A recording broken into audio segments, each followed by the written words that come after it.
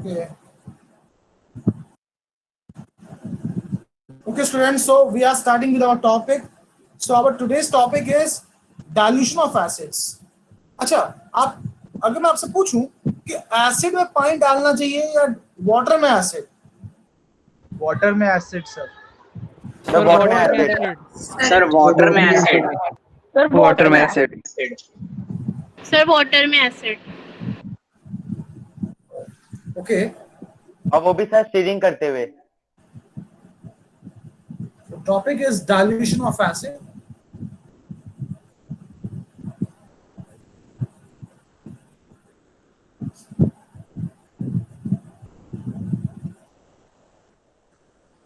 The question is how to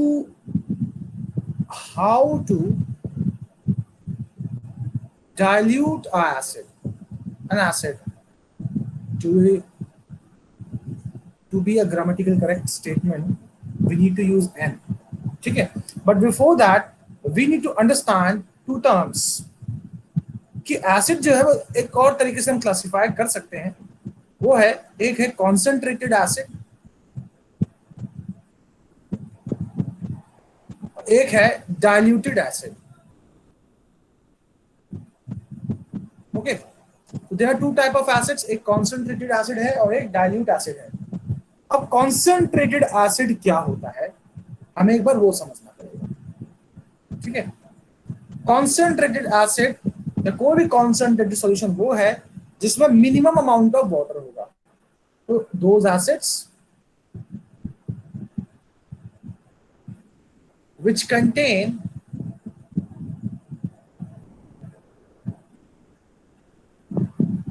minimum amount of water is called concentrated acid. और जब इसी particular concentrated acid में अगर मैं वाटर ग्रेजुअली मिक्स करूं स्टर करते हुए, तो वो एसिड क्या बन जाएगा? Diluted acid. ठीक है, समझ में आया मैंने क्या बोला? Yes sir. Yes sir. So those acid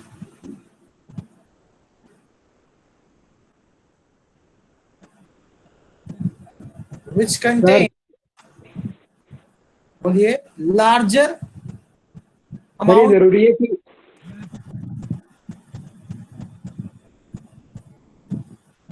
बोलिए बोलिए बेटा, क्या बोल रहे हैं? सर ये जरूरी है कि हर एसिड में वाटर होगा. हाँ बेटा, डाइल्यूशन ऑफ वाटर से ही करोगे, क्योंकि अगर आप कुछ और में तो वो से रिएक्ट कर सकता है ना. मतलब सर मतलब लिक्विड स्टेट में कोई एसिड हो नहीं सकता. क्या बोल रहे हो? मतलब वैसे ओनली एसिड लिक्विड स्टेट में नहीं हो सकता.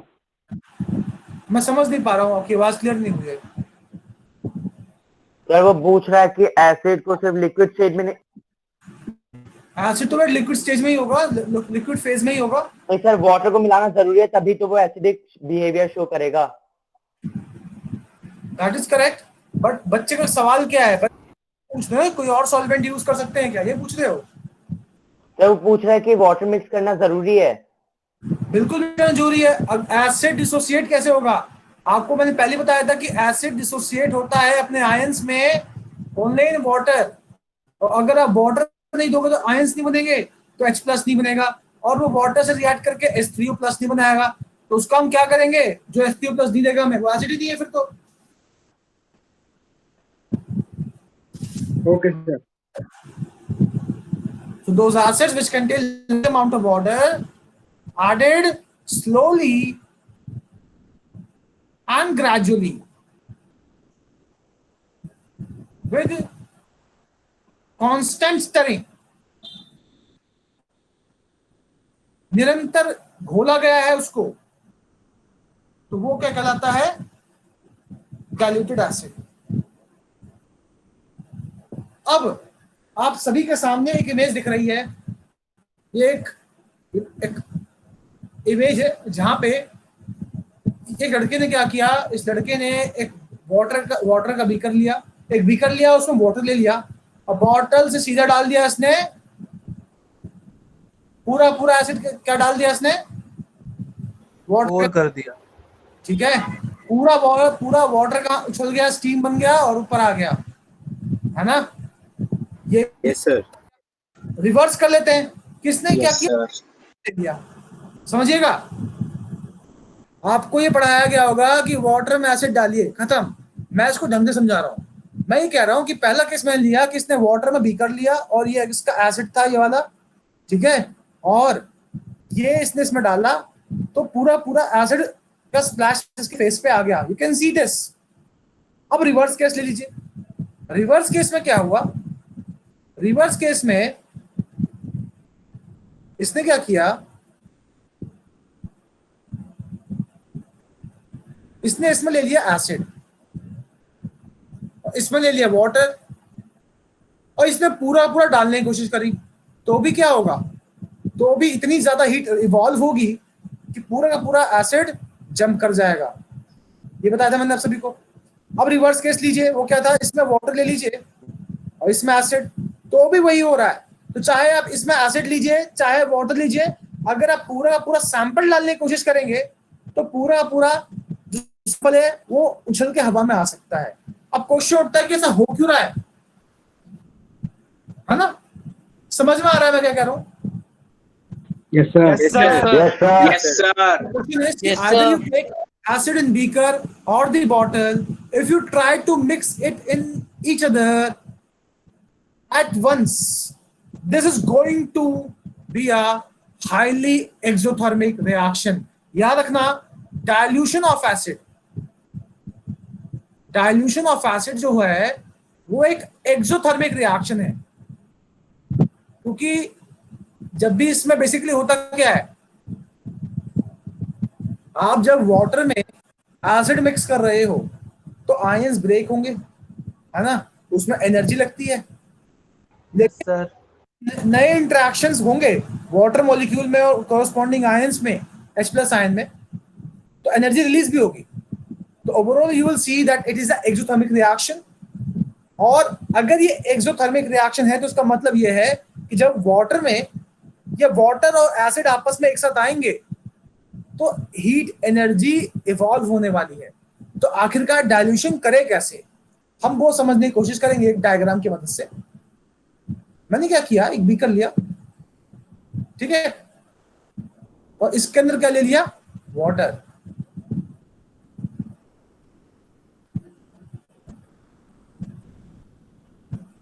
ये मेरा एसिड की बॉटल है। आप लैब में जाएंगे आपको एसिड की, ऐसे ही एसिड की बॉटल मिलेगी और वहां पे एसिड का नाम लिखा होगा। सपोज आपने HCl लिया है, कॉन्सेंट्रेटेड, हालांकि जो आपके लैब में रखा हुआ वो भी कॉन्सेंट्रेटेड नहीं है। स्कूल मैनेजमेंट को पता होता है कि बच्चे मिसचीवियस एक्टिविटी कर सकते हैं, इसलिए वो उसको भी डाइल्यूटेड, लेस डाइल्यूटेड सॉल्यूशन होता है। प्योर कॉन्सेंट्रेटेड HCl आपको नहीं मिलेगा लैब में भी, क्योंकि लैब वाले बच्चे खेलते हैं। केमिस्ट्री लैब उनके लिए एक प्लेग्राउंड है, आपके लिए नहीं होना चाहिए, क्योंकि केमिस्ट्री लैब दुनिया की सबसे खतरनाक जगह है, जहां पे अगर आपने थोड़ी सी भी गलती करी it can cost even life also. तो this is my strict instruction and recommendation request, कभी भी लैब में काम करें तो अपना ध्यान जरूर रखें। फिलहाल आते हैं टॉपिक पे। तो ये मेरे पास एक बीकर है, ये मेरे पास एक बीकर है, इसमें वाटर है, ये मेरा छोटा सा कंटेनर है कॉन्सेंट्रेटेड HCl का। मैंने क्या किया, एक छोटा सा ड्रॉपर लिया,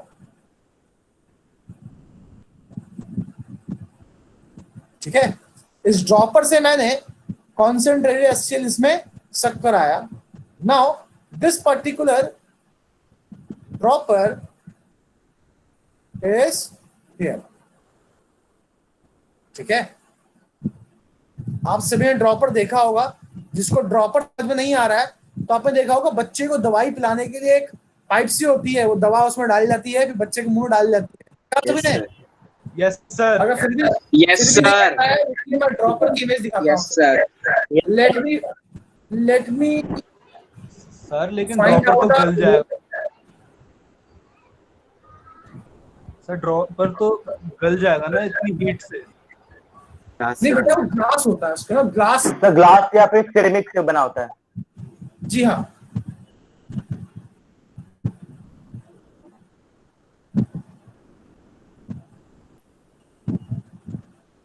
So I have bought this for you here. I hope you all can see this. Yes, sir. So this is your dropper. आप देख सकते हैं कि ये खाली ड्रॉपर था, ठीक है। जैसे ही आपने इसको एसिड में डाला, इसने एसिड सक कर लिया है। ऐसी बॉटल, ऐसा ही ड्रॉपर बच्चे के लिए भी होता है। बच्चे को दवा दी जाती है क्योंकि बच्चा चम्मच से दवा नहीं पी सकता, तो उसको ड्रॉप बाय ड्रॉप दवाई दी जाती है ताकि वो उसको डाइजेस्ट भी कर पाए। डाइजेस्ट मतलब उसके गले से नीचे करता है, ठीक है। बायोलॉजिकल टर्म क्या होगा, यू नो बेटर। अब क्या होगा, आप क्या करेंगे, एक ड्रॉप एसिड डालेंगे और उसे क्या करेंगे, स्टर करेंगे। फिर एक ड्रॉप एसिड डालेंगे, फिर उसे स्टर करेंगे, फिर ड्रॉप एक एसिड डालेंगे, फिर स्टर करेंगे। तो बेसिकली आप कर क्या रहे हैं, when you are putting acid in water, जब आप एसिड वो वाटर में डालोगे तो भी रिएक्शन क्या होने वाली है, एक्सोथर्मिक। लेकिन जो हीट इवॉल्व होगी ना, उसे वाटर अब्सॉर्ब कर लेगा। तो जो हीट इवॉल्व हुई है, this is absorbed by water.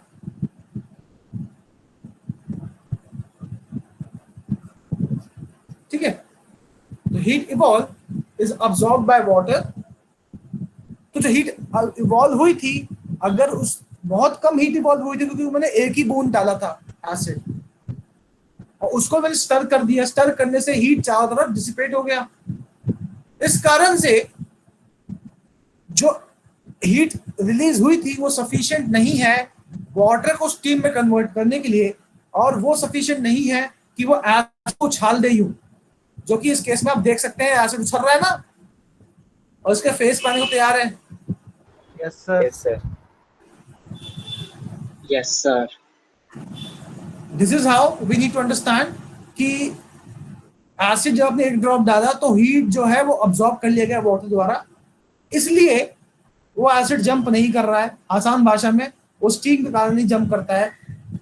फिर आपने एक और ड्रॉप डाला, फिर से उसे स्टर किया, फिर से हीट अब्सॉर्ब हो गई। फिर एक और ड्रॉप डाला, फिर से स्टर किया, फिर से हीट अब्सॉर्ब हो गई।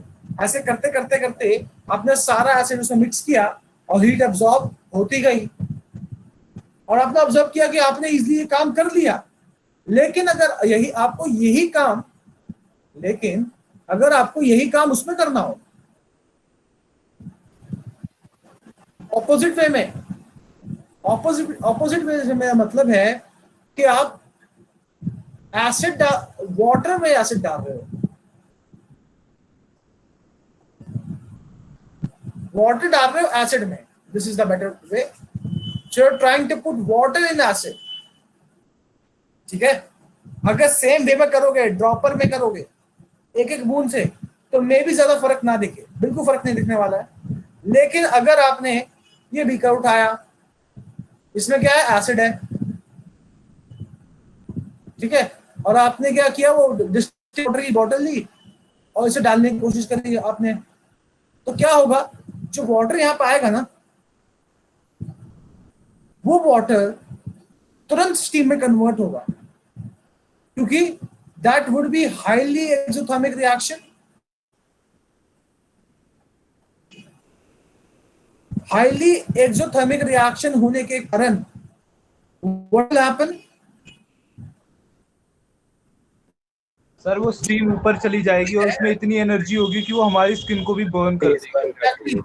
Latent heat of vaporization, Latent heat of vaporization है, वो स्टीम में कन्वर्ट करेगा वाटर को, ठीक है, एंड स्टीम के साथ एसिड भी जंप कर जाएगा। हीट इतना ज्यादा होता है कि वो बीकर को ही कर देता है, और पूरा पूरा बीकर ही टूट जाता है और चारों ओर एसिड फैल जाता है, और जो ऑब्जर्वर है, एक्सपेरिमेंट कर रहा है, तो बहुत ज्यादा नुकसान होता है, ठीक है। तो इस मासूम बच्चे को देख सकते हो जो लैबोरेटरी में मस्ती था, देखो उसकी स्कूल ड्रेस, टाई लगा रखी है इसने, ठीक है। तो ध्यान रखना है, तो बी लाइक दिस चाइल्ड, ये बहुत ही खूब बच्चा है। वॉइस कट रहा है सर, आपकी वॉइस कट रही है। अभी ठीक है आवाज? आपकी वॉइस कट रही है। आपकी वॉइस अभी भी कट रही है।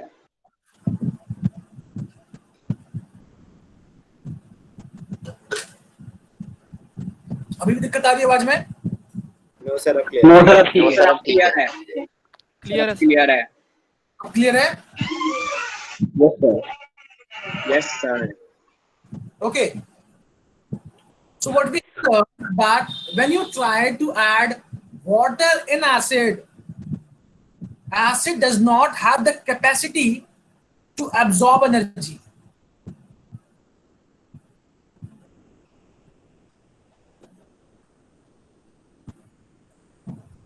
Acid does not have the capacity to absorb energy released due to dilution of acid. And that energy will be sufficient to turn water into steam, and that may cause to acid to split out of the container, or it may even break the container. That would lead to accident. That is why it is recommended not to add acid in water, and it is recommended that add. It is not to add water in acid, and it is recommended to add acid in water. ठीक है, तो ये code है आपका, acid in water, water in acid नहीं चलेगा, याद आएगा? Yes, sir. Yes, sir sir. हमारे टीचर ने सर एक डिफरेंट मेथड Yes, बताया sir. था। क्या बेटा? सर हमारे टीचर ने एक डिफरेंट कंसेप्ट बताया था इसके लिए। बताओ भाई बताओ। सर टीचर ने कहा था कि जब हम एसिड इनटू वाटर डालते हैं तो सर चांसेस कम इसलिए होते हैं क्योंकि सर जो वाटर होता है वो एसिड के मॉलिक्यूल्स को अट्रैक्ट करता है, तो सर इसमें जो वाटर की कंसंट्रेशन है वो हाई है, तो सर वो जो हीट होती है वो रिड्यूस हो जाती है। पर सर जब हम ये रिवर्स करते हैं, मैंने भी तो ये समझाया है कि हीट जो है वो वाटर अब्सॉर्ब कर लेता है, लेकिन एसिड की हीट अब्सॉर्बिंग कैपेसिटी बहुत कम है, ना के बराबर है। ठीक है, इसलिए वो वाटर के एडिशन पे हीट जो रिलीज हो रही है वो अब्सॉर्ब नहीं कर पाता। नो सर हमारी मैम ने जो एम्फेसिस दिया था वो दिया था कि कंसंट्रेशन ऑफ जो एसिड और वाटर होता है वो डिफरेंट होता है दोनों में, इसलिए। हाँ, तो ये अभी बात बोली है आपको, कंसंट्रेशन का ही डिफरेंस है, बिल्कुल सही बोला है मैम ने आपके, लेकिन आपको ये समझना है कि यहाँ ड्रॉप बाय ड्रॉप डाल रहे थे और यहाँ आपने एक साथ डालने की कोशिश करी। अगर एक साथ डालोगे तो फिर पक्की बात है एक्सीडेंटल एक्टिविटी होगी। अगर आप वाटर में ड्रॉप बाय ड्रॉप डालोगे तो भी कोई दिक्कत नहीं होने वाली है। ठीक है, लेकिन मेरा ये रेकमेंडेड है कि आप वाटर में एसिड डालें, क्योंकि अगर आप एसिड में वाटर डाल रहे हैं तो जो हीट रिलीज हो रही है ना उसी को अब्सॉर्ब करने वाला नहीं है। So it is more recommended to add acid in water and not water in acid, because we need some क्या बोलते हैं, some kind of sink which can absorb the release heat and can normalize the situation which we are trying to create. Yes sir. Sir sir एक doubt ये था कि sir बोलिए sir एक दो डाउट्स है मेरे को सर। पहले उसका स्क्रीनशॉट लीजिए, take a screenshot. Done. Sir return doubt पूछिए। 2 मिनट रुक जाओ सर। सर स्टेरर की जरूरत क्यों है? क्या सर जो हम स्टेर कर रहे हैं वाटर को उसकी जरूरत क्यों है? स्टर क्यों कर रहे हैं? ताकि हीट बेटा हर जगह वो हो जाए, डिसिपेट हो जाए, एक जगह पे हीट अक्यूमुलेशन ना हो, वो फटाफट पास चारों सारे मॉलिक्यूल्स में। Okay sir, thank you sir. I can see more chats. Sir बेटा हम अभी बेसिस पढ़ेंगे, उद्देश्य तो मैं बताऊंगा आपको। सर ओके, उद्देश्य what is the harmful effects of strong basis, बिल्कुल बताऊंगा बेटा हार्मफुल इफेक्ट्स, बट पहले हम एसिड सर स्क्रीनशॉट ले लिया है। हाँ बोलिए सर। आपने कहा कि एसिड की हीट कैपेसिटी कम होती है, सर इसका मतलब बॉइलिंग पॉइंट से है क्या? क्या है सर इसका मतलब इसका जो रिलेशन है सर वो बॉइलिंग पॉइंट से है? नहीं बेटा, इसका रिलेशन बॉइलिंग पॉइंट से नहीं है। ठीक है, डाइलेक्ट्रिक कांस्टेंट एक टर्म होता है जो आपको पढ़ाया जाएगा 12th क्लास में। ठीक है, फिजिक्स का एक टर्म है जिसकी मदद से आप समझ पाओगे कि वाटर की हीट अब्सॉर्बिंग कैपेसिटी ज्यादा क्यों है। फिलहाल मैं वहां नहीं जाना चाहूंगा क्योंकि टॉपिक पूरा पूरा।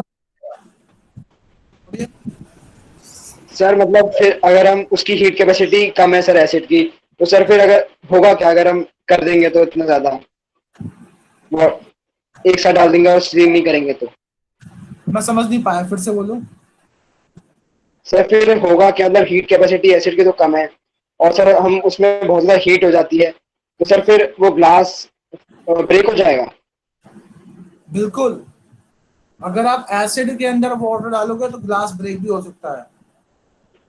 Okay sir. सर हाइड्रेशन क्या होता है?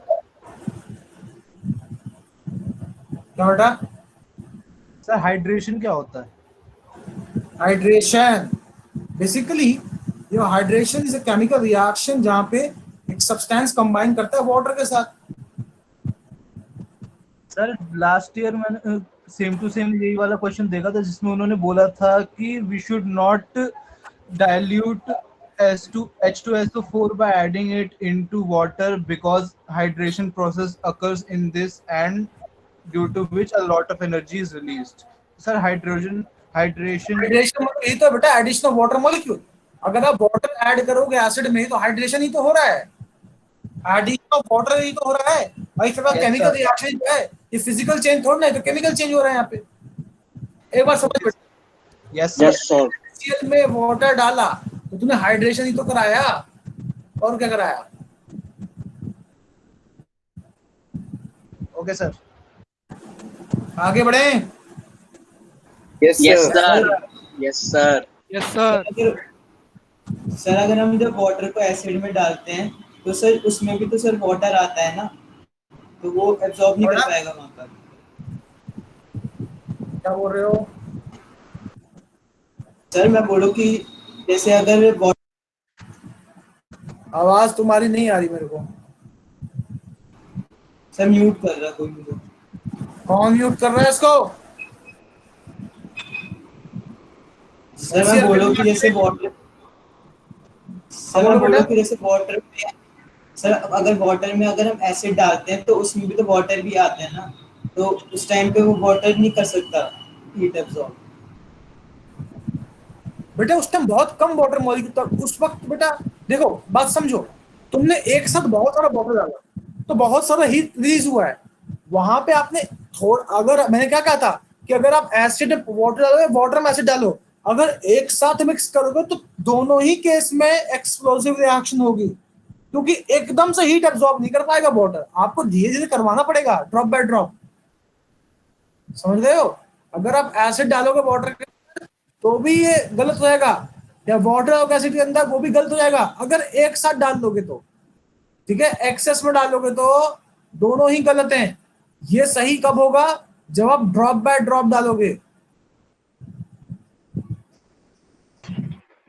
आया तो हमें? Yes sir. क्योंकि अगर देखिए अगर आप सेकंड केस को लेकर कंसर्न है कि सेकंड केस में ऐसा था सर कि वहां पे तो वाटर बहुत ज्यादा आ रहा था, तो वाटर को अब्सॉर्ब कर लेना चाहिए थे एसिड के सारे एसिडिक कारण जो हीट हो रहा है, वो ऐसा इसलिए नहीं हो रहा है क्योंकि देखिए एक साथ ने वाटर डाल दिया और एक साथ बहुत ज्यादा हीट रिलीज हुआ है। ठीक है, अब इतना ज्यादा हीट रिलीज हुआ है कि उसको स्टर करने का टाइम नहीं देगा आपको। ठीक है, समझ लो बेटा। Yes sir yes. चलिए अब हम समझेंगे बेसिस के बारे में। बेसिस क्या होते हैं? क्या होते हैं बेसिस, बताओ। Sir, which release OH minus ions when dissolved in water.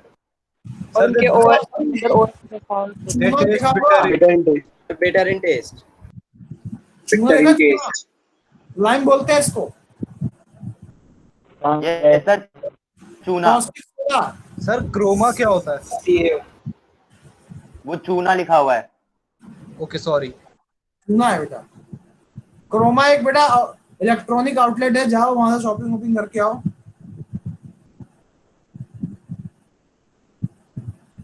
Washing soda,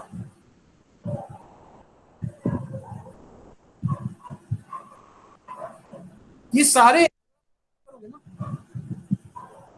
अगर आप इन सारे सब्सटेंसेस को टेस्ट करोगे, they are bitter in taste. ठीक है, बात करते हैं सोप सॉल्यूशन की। वैसे कोस्टिंग सोडा क्या है, किसी को पता है इसके बारे में? इसका फॉर्मूला पता है किसी को? Sir NaOH। Very good. इसको हम बोलते हैं सोडियम हाइड्रोक्साइड। सर ये चिमनी के ग्रिल साफ करने में बहुत यूज होता है। सर वॉशिंग सोडा भी होता है। चाहे आप सोप सॉल्यूशन लीजिए, चूना लीजिए, लाइम लीजिए, कॉस्टिक सोडा, वॉशिंग सोडा, ठीक है, या फिर बेकिंग पाउडर या बेकिंग सोडा ले लीजिए। बेकिंग सोडा कभी टेस्ट किया है? कभी ऐसा फील हुआ है कि आपको वो बेसिकली ग्राउंडेड शुगर है और वो समझ के आपने बेकिंग सोडा खा लिया हो? किसी के साथ हुआ है? एक बार हुआ सर बेकिंग सोडा का फॉर्मूला सर ऐसा खाया है, पर सर शुगर समझ के नहीं खाया सर, टेस्ट करने के लिए खाया था। क्या समझ के आया था? सर टेस्ट करने के लिए खाया था, चीनी समझ के नहीं खाया। Very good. और कोई है? सर मैंने आज तक नहीं खाया कभी। मैंने भी नहीं खाया। अजीब से होता है। आप सभी देखेंगे, चाहे वो बेकिंग सोडा हो, सोप सॉल्यूशन हो, मैंने भी नहीं खाया। उनको टच कराएंगे, they all are bitter in taste, they all are bitter in taste. ठीक है, अगर आप इनके सॉल्यूशन को देखेंगे तो दे आर सोपी इन नेचर। सोपी टू टच बोल सकते हो। ठीक है, तो अगर आप सभी ने कपड़े धोए होंगे, चाहे वो वॉशिंग मशीन में हो या खुद से हो, तो आप सभी ने देखा होगा कि जो सोप सॉल्यूशन होता है वो बहुत स्लिपरी नेचर का होता है। ठीक है, हाथ जो है फिसलती है। अगर आप अपने हाथ को रब करो और सोप सॉल्यूशन में रब करो तो आपको फील होगा कि आपके हैंड्स जो है दूसरे में स्लिप कर रहे हैं। ठीक है, तो that is just due to. और ये जो प्रॉपर्टी है बेसिकली किसकी प्रॉपर्टी है? ये है बेसिस की। Excuse me sir. बोलिए। सर मैंने एक बार कॉफी को टेस्ट किया था तो वो बिटर था, मतलब टेस्ट में कड़वा था। पर सर मैंने जब इंटरनेट पे सर्च किया तो वो एसिडिक दिखा रहा था। उसके अंदर बेटा यस सर होंगे ना, सिर्फ एसिड ही नहीं होगा ना, उसमें और चीजें भी। सर वो तो मिक्सचर है ना। Let me tell you the self से बना एग्जैक्ट। होगा ना। देखो मैं आपको बताता हूँ कॉफी का पूरा वो क्या है, मिक्सचर का कॉन्स्टिट्यूएंट। बेटा आपकी कॉफी में कैफीन है, वाटर है, 2-ethyl फिनॉल है, क्विनिक एसिड है, 3,5-डाई caffeoyl, quinic acid, dimethyl disulphide, acetyl methyl carbinol, putrescine. तो इसमें से किसी का भी टेस्ट करना हो सकता है, कोई बड़ी बात नहीं है। सर इतनी सिंपल सी दिखने वाली चीज के अंदर इतने भयंकर नाम कैसे आ जाते हैं? क्या बेटा क्या? सर इतनी सिंपल सी दिखने वाली कॉफी के अंदर इतने भयंकर कॉन्स्टिट्यूएंट्स कहाँ से आ जाते हैं सर? बेटा कुछ भयंकर नहीं है, वो आयुपेसी का नेम है। जैसा अपन लोगों में होता है ना, सीता गीता, चंटू बंटू, राम श्याम। ठीक है, तो वैसे ही इनके भी नोमेनक्लेचर होती है। मैं आप सभी को नोमेनक्लेचर सिखाऊंगी ऑर्गेनिक केमिस्ट्री में, उसके बाद आप सभी को समझ में आ जाएगा। Okay sir. International union of pure and applied chemistry. Yes, आयुपेसी nomenclature बोलते हैं इसको।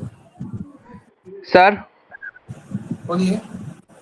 सर जो सॉल्यूशन होता है वो सोपी क्यों होता है? उसके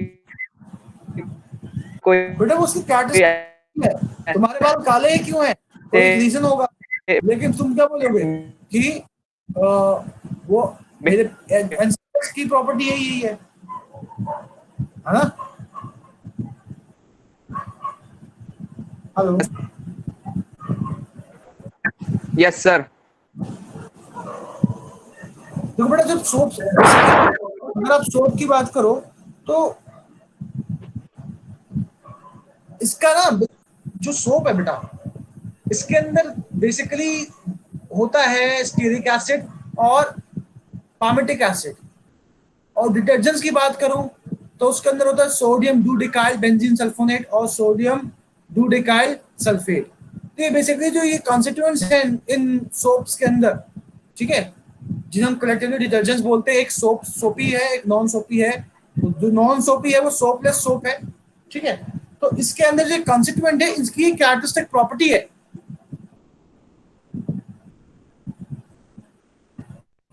ठीक है। Okay sir.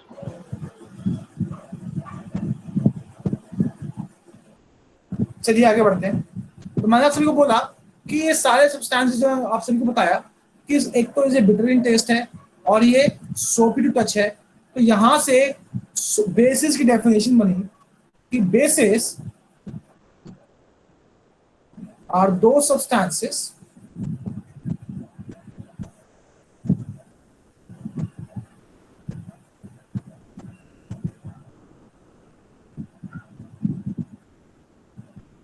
which are soapy to touch and bitter in taste। तो ये आ गया आपका पहला पॉइंट ऑफ बेस, ठीक है।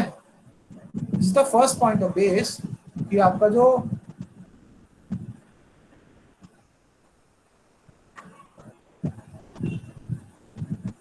basis है that is soapy to touch and bitter in taste।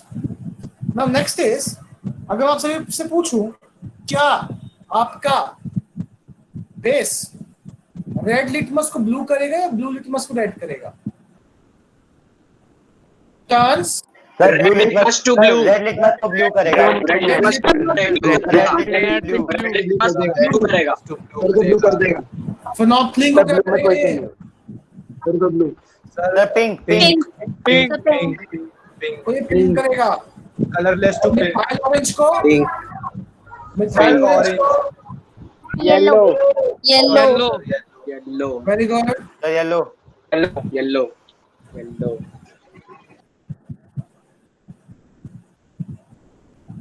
क्या मैं बेसिस को इलेक्ट्रोलाइट बोल सकता हूं? जी हाँ, एसिड की तरह भी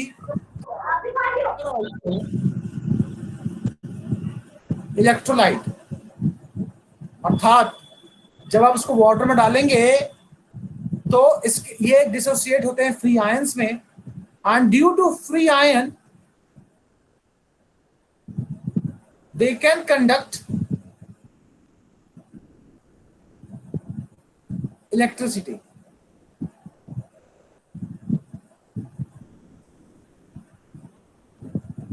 समझ आ रहा है आप सभी को? Yes sir. Yes sir. 2-3 points are written here. हाँ बोलिए सर। आपने हाइड्रेंजिया और पेटूनिया और जेरेनियम के बारे में हमें पढ़ाया था। किसके बारे में? सर जो एनसीईआरटी में 3 फ्लावर है, हाइड्रेंजिया, पेटूनिया एंड जेरेनियम। ये बायो की क्लास थोड़ा है। नहीं सर, अपनी एनसीईआरटी में केमिस्ट्री में ये भी मतलब इंडिकेटर्स में नाम दिया हुआ है, एग्जांपल। ओके। तो सर इनका कलर बेस और एसिडिक में कैसे चेंज होते हैं?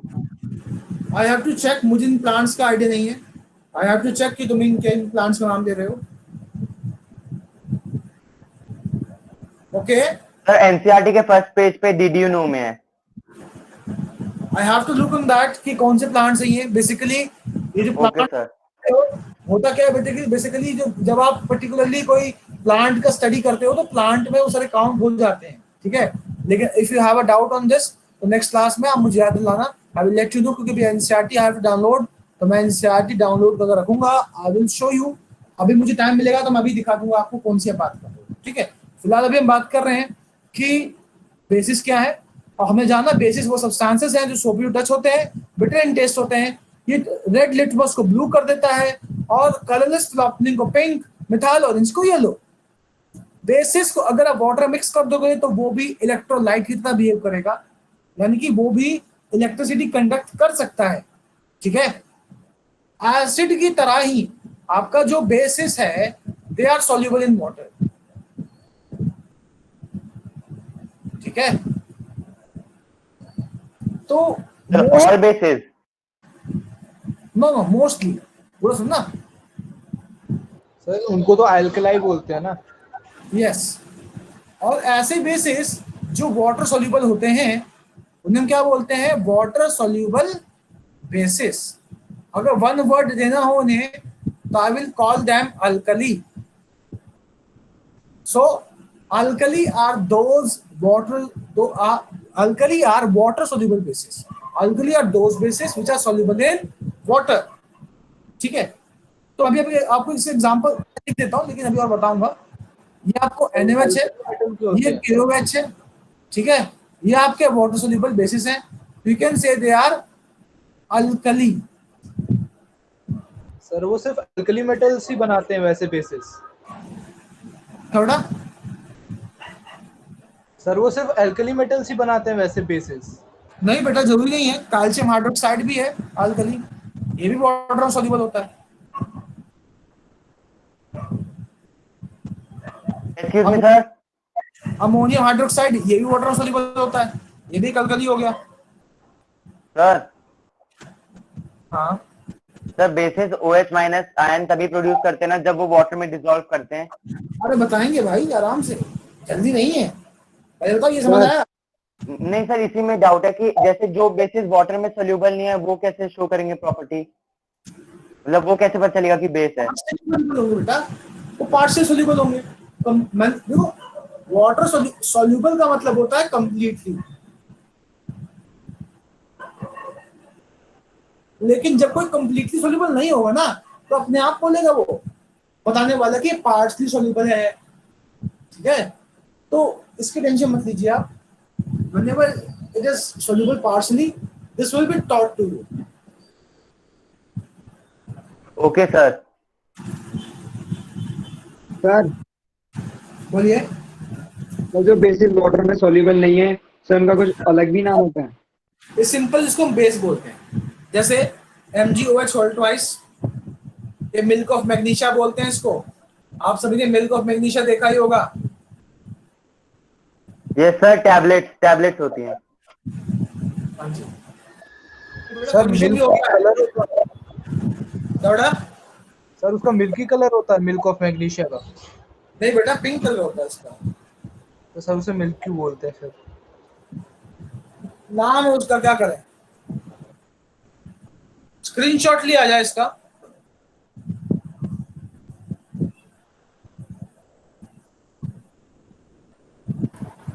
सर जो सॉल्युबल नहीं होते वाटर में उनका भी कुछ स्पेसिफिक नेम होता है? No specific name for partially soluble bases, they are just called bases. Okay sir. Sir milk of magnesium insoluble है ना? क्या बेटा? Sir milk of magnesium insoluble in water है? Partially soluble है। Okay sir. Insoluble होगा तो solution बनेगा। Sir water के अलावा और कौन से सॉल्वेंट हो सकते हैं जो एसिड और बेसिस को अपने में डिसॉल्व कर लें?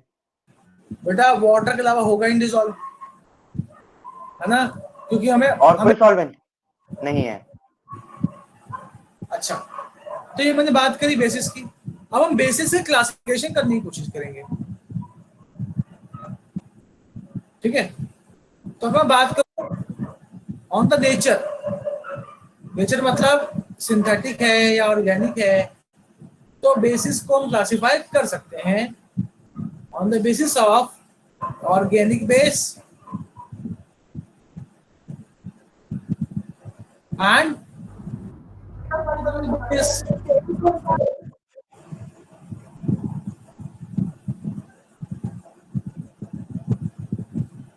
तो आप मुझे बताइए मिनरल बेसिस कौन कौन जानते हैं? सर NaOH,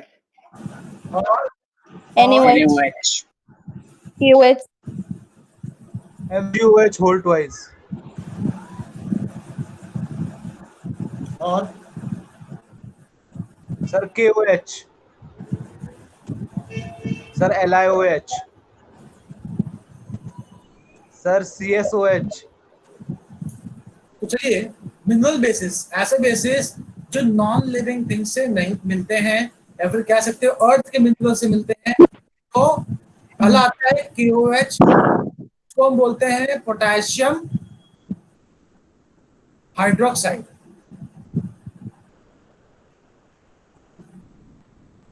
या फिर बोलते हैं इसको कॉस्टिक पोटैश। फिर आता है NaOH, उसको हम बोलते हैं सोडियम हाइड्रोक्साइड। उसको हम बोलते हैं कॉस्टिक सोडा। ठीक है। फिर आता है MgOH होल ट्वाइस, इसको हम बोलते हैं मैग्नीशियम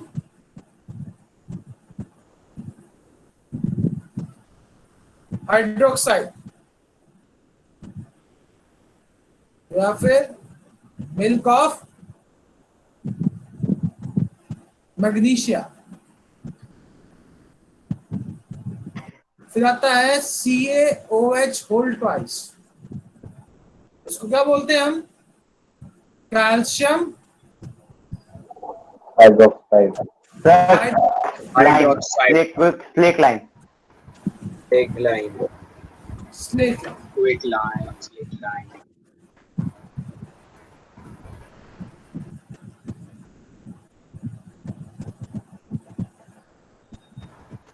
सर पोटैश का फॉर्मूला बता दीजिए एक बार।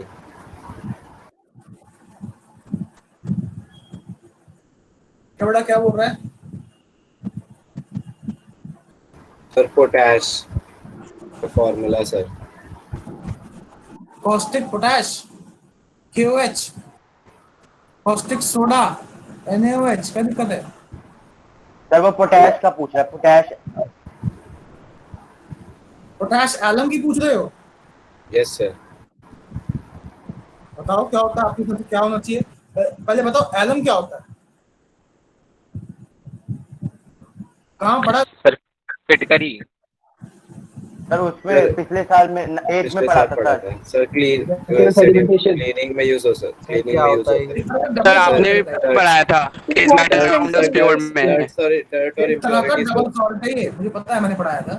टेरिटरी इम्प्योरिटीज में खींच लेता है। तो इसको हम पोटैश जो है ना, ये पोटैश बेसिकली पोटैश एलम होता है, या फिर इसको हम बोल लीजिए पोटेशियम एलम। ठीक है। इसका फॉर्मूला सर एलम क्या होता है? AlSO4 whole twice dot 12H2O। ठीक है। ये सर क्या है ये? पोटैश एलम है। ठीक है।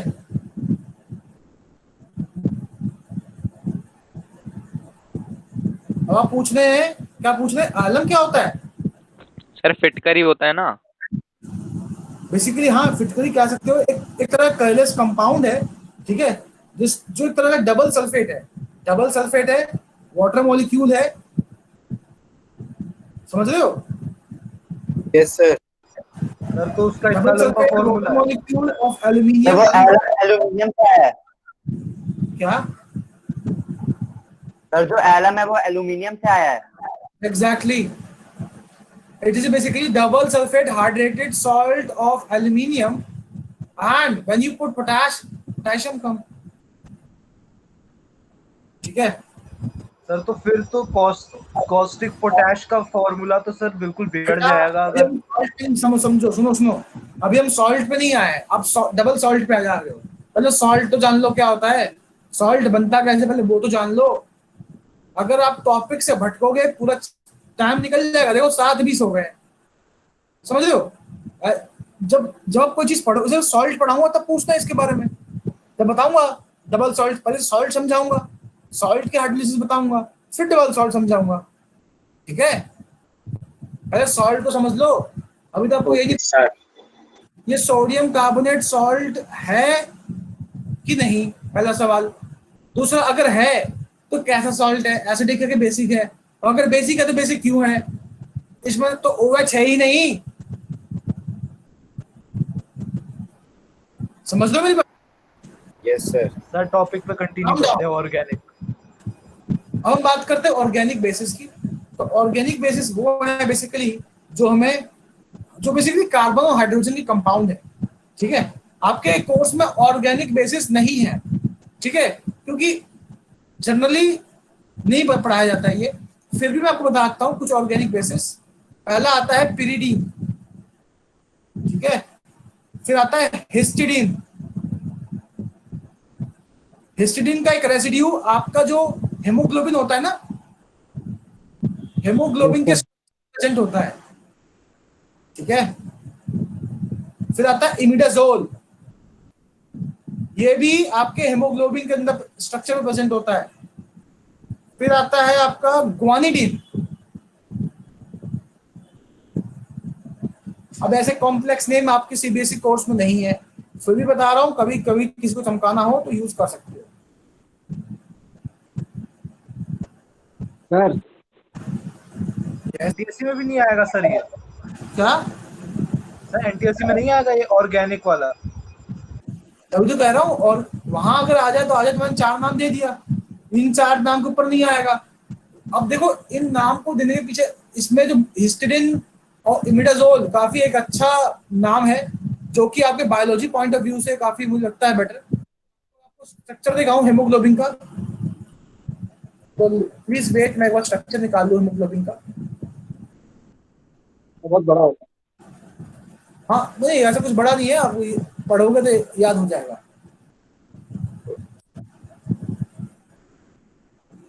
समय का अभाव है इसलिए बनाना ही चाहता मैं।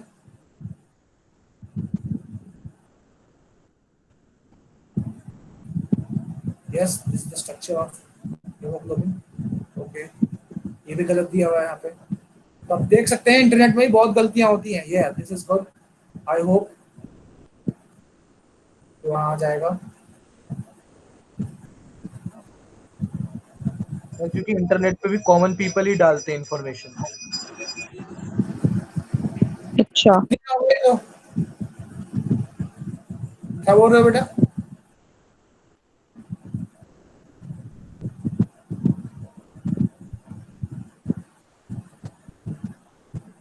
Are you saying something? Sir मैं कह रहा था कि इंटरनेट पे भी कॉमन पीपल ही डालते हैं इंफॉर्मेशन, शायद इसी बैकग्राउंड में पूजा पाठ हो रहा है बेटा, उसको प्लीज रुकवाइए।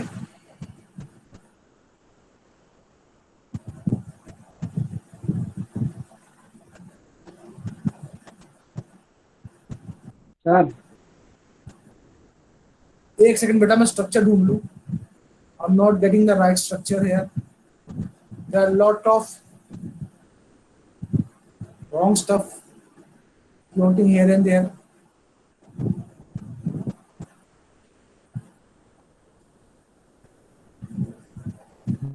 इसलिए कहते हैं कि हर चीज का समाधान गूगल नहीं है। सर बोलिए बेटा, सुन रहा हूँ। सर कैल्शियम ऑक्साइड भी एक मिनरल बेस है, quicklime. Calcium oxide, quicklime. Quicklime तो वही हुआ ना, calcium oxide. Yes sir. Yes sir भाई। बेसिक मेटल ऑक्साइड है बेटा, वो बेसिक है। तो सर उसे मिनरल बेस में इंक्लूड नहीं करेंगे, क्योंकि बेटा वो बेसिक मेटल ऑक्साइड है। Okay sir. Metal oxide. Sir calcium metal है? क्या बेटा? सर कैल्शियम मेटल है?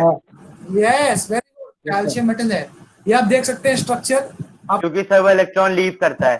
ये प्रॉक्सिमल हिस्टिडाइन है, ये आपका पर्टिकुलरली इमिडाजोल स्ट्रक्चर है, ठीक है। तो कहीं ना कहीं आपको समझ में आ गया होगा मैं क्या बताना चाह रहा हूँ, ठीक है। ये स्ट्रक्चर काफी इंपॉर्टेंट है, ये हेमोग्लोबिन का स्ट्रक्चर है।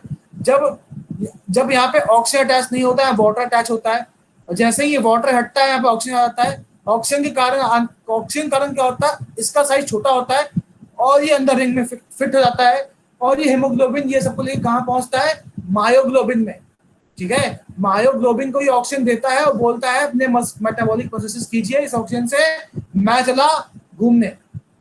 ये वापस से आता है लंग के पास, फिर से उठाता है, ऑक्सीजन फिर पहुंचाता है। बेचारा एक तरह का कुली है ये, हमारी बॉडी में ये कुली का काम करता है ये। आ रही बात समझ में? Yes sir. सर ये स्ट्रक्चर्स हमें कैसे याद केमिस्ट्री में होंगे? आएंगे, मास्टर्स ऑफ केमिस्ट्री करेंगे ना, तो वहां पे आप इसके बारे में डिटेल में पढ़ेंगे। It's a very fine structure, और ये याद भी हो जाता है, कोई इतना कॉम्प्लेक्स स्ट्रक्चर नहीं है। ठीक है, दो चार इस पूरे रिंग को हम क्या बोलते हैं? पोरफिरिन रिंग बोलते हैं इसको। ठीक है, हालांकि कोर्स में नहीं, मैं ऐसे ही टाइम पास करने के लिए बता रहा हूँ, ताकि आप लोगों को थोड़ा अच्छा लगे कि सर कुछ एक्स्ट्रा ही बताते हैं। तो कहेंगे सर तो सिर्फ सिलेबस का ही पढ़ा रहे हो, भगा रहे सिलेबस। जहां जो चीज बताई जा सकती है आपको जरूर बताऊंगा। ठीक है, but you have to keep a hold on the topic, कि हम जो पढ़ रहे हैं सिर्फ और सिर्फ उस पर ही फोकस करें। अगर हम ऐसी चीज की ओर जाएंगे जो हमने पढ़ा ही नहीं है, तो मैं समझा नहीं पाऊंगा। और बहुत से बच्चे ऐसे हैं जो चुप हैं, और उन्हें ये फील होगा कि sir is going out of topic. तो हम ऐसा नहीं करेंगे, हम सिर्फ और सिर्फ टॉपिक से रिलेटेड चीजों पे ही बात करने की कोशिश करेंगे, and you will see everything will be covered. अभी ये स्ट्रक्चर लास्ट टाइम एनटीएससी में आया है, ये स्ट्रक्चर लास्ट टाइम एनटीएससी में आया, ये क्वेश्चन पूछा गया है कि ये यहाँ पे प्रेजेंट क्या होता है, तो Fe2+ होता है, याद रहेगा। सर एक बार दोबारा रिपीट कर दो। सर बोलिए। सर ये डिस्टल और प्रॉक्सिमल हिस्टाडीन के टाइप्स हैं, फर्दर क्लासिफिकेशन है। बड़ा सर ये डिस्टल और प्रॉक्सिमल हिस्टाडीन के फर्दर क्लास प्रॉक्सिमल मतलब एंड पे लगा हुआ है ये, और ये सभी के सभी किससे अटैच होंगे? कार्बन प्रोटीन से। ठीक है सर अटैच किससे होगा? ऑक्सीजन से अटैच होगा। ठीक है, ये बहुत छोटा स्ट्रक्चर मैंने देखा है, मैं बोलता हूँ अगर मैं स्ट्रक्चर अपने पेन से मैं बैठूंगा कम से कम 15 मिनट स्ट्रक्चर खाएगा ये, इसलिए अवॉइड कर रहा हूँ इसको। सर हीमोग्लोबिन काफी नॉलेज हीम से बनता है सर, हीमोग्लोबिन हीम से बनता है, तो सर ये हीम है? बेटा आवाज क्लियर नहीं है आपकी। सर हीमोग्लोबिन हीम से बनता है, हीम प्लस ग्लोबिन, तो सर ये हिस्टीडीन की बात हीम कर का रहे हो? स्ट्रक्चर है। हिस्टीडीन इसकी बात कर रहे हो? नो सर वो कह रहा है कि हीमोग्लोबिन। हाँ बोलो। हीमोग्लोबिन हीम से बनता है, तो क्या ये हीम का स्ट्रक्चर है? ये फीन की बात कर रहे हो क्या? क्या किसकी? हीम, ये हीम ग्रुप की बात कर रहे हो आप शायद। यस सर, हीम ग्रुप की बात कर रहे हैं। हाँ तो ये हीम ही तो है, और क्या है? ओके तो हीम में जितना यहाँ तक मुझे याद है कि Fe3+ आयन होता है, ये ऑक्सीडाइज होकर Fe3+ बनता है, तब हीम बनता है। ठीक है, जब ये ऑक्सीजन दे देता है, हीम फॉर्म में आता है, तब ये ऑक्सीजन दे देता है मायोग्लोबिन को। ठीक है, ऐसे ही होता है जब यहाँ पे कार्बन मोनोऑक्साइड अटैच हो जाएगा, तो इसकी जो एबिलिटी है इसके साथ ज्यादा है एज कम्पेयर टू ऑक्सीजन।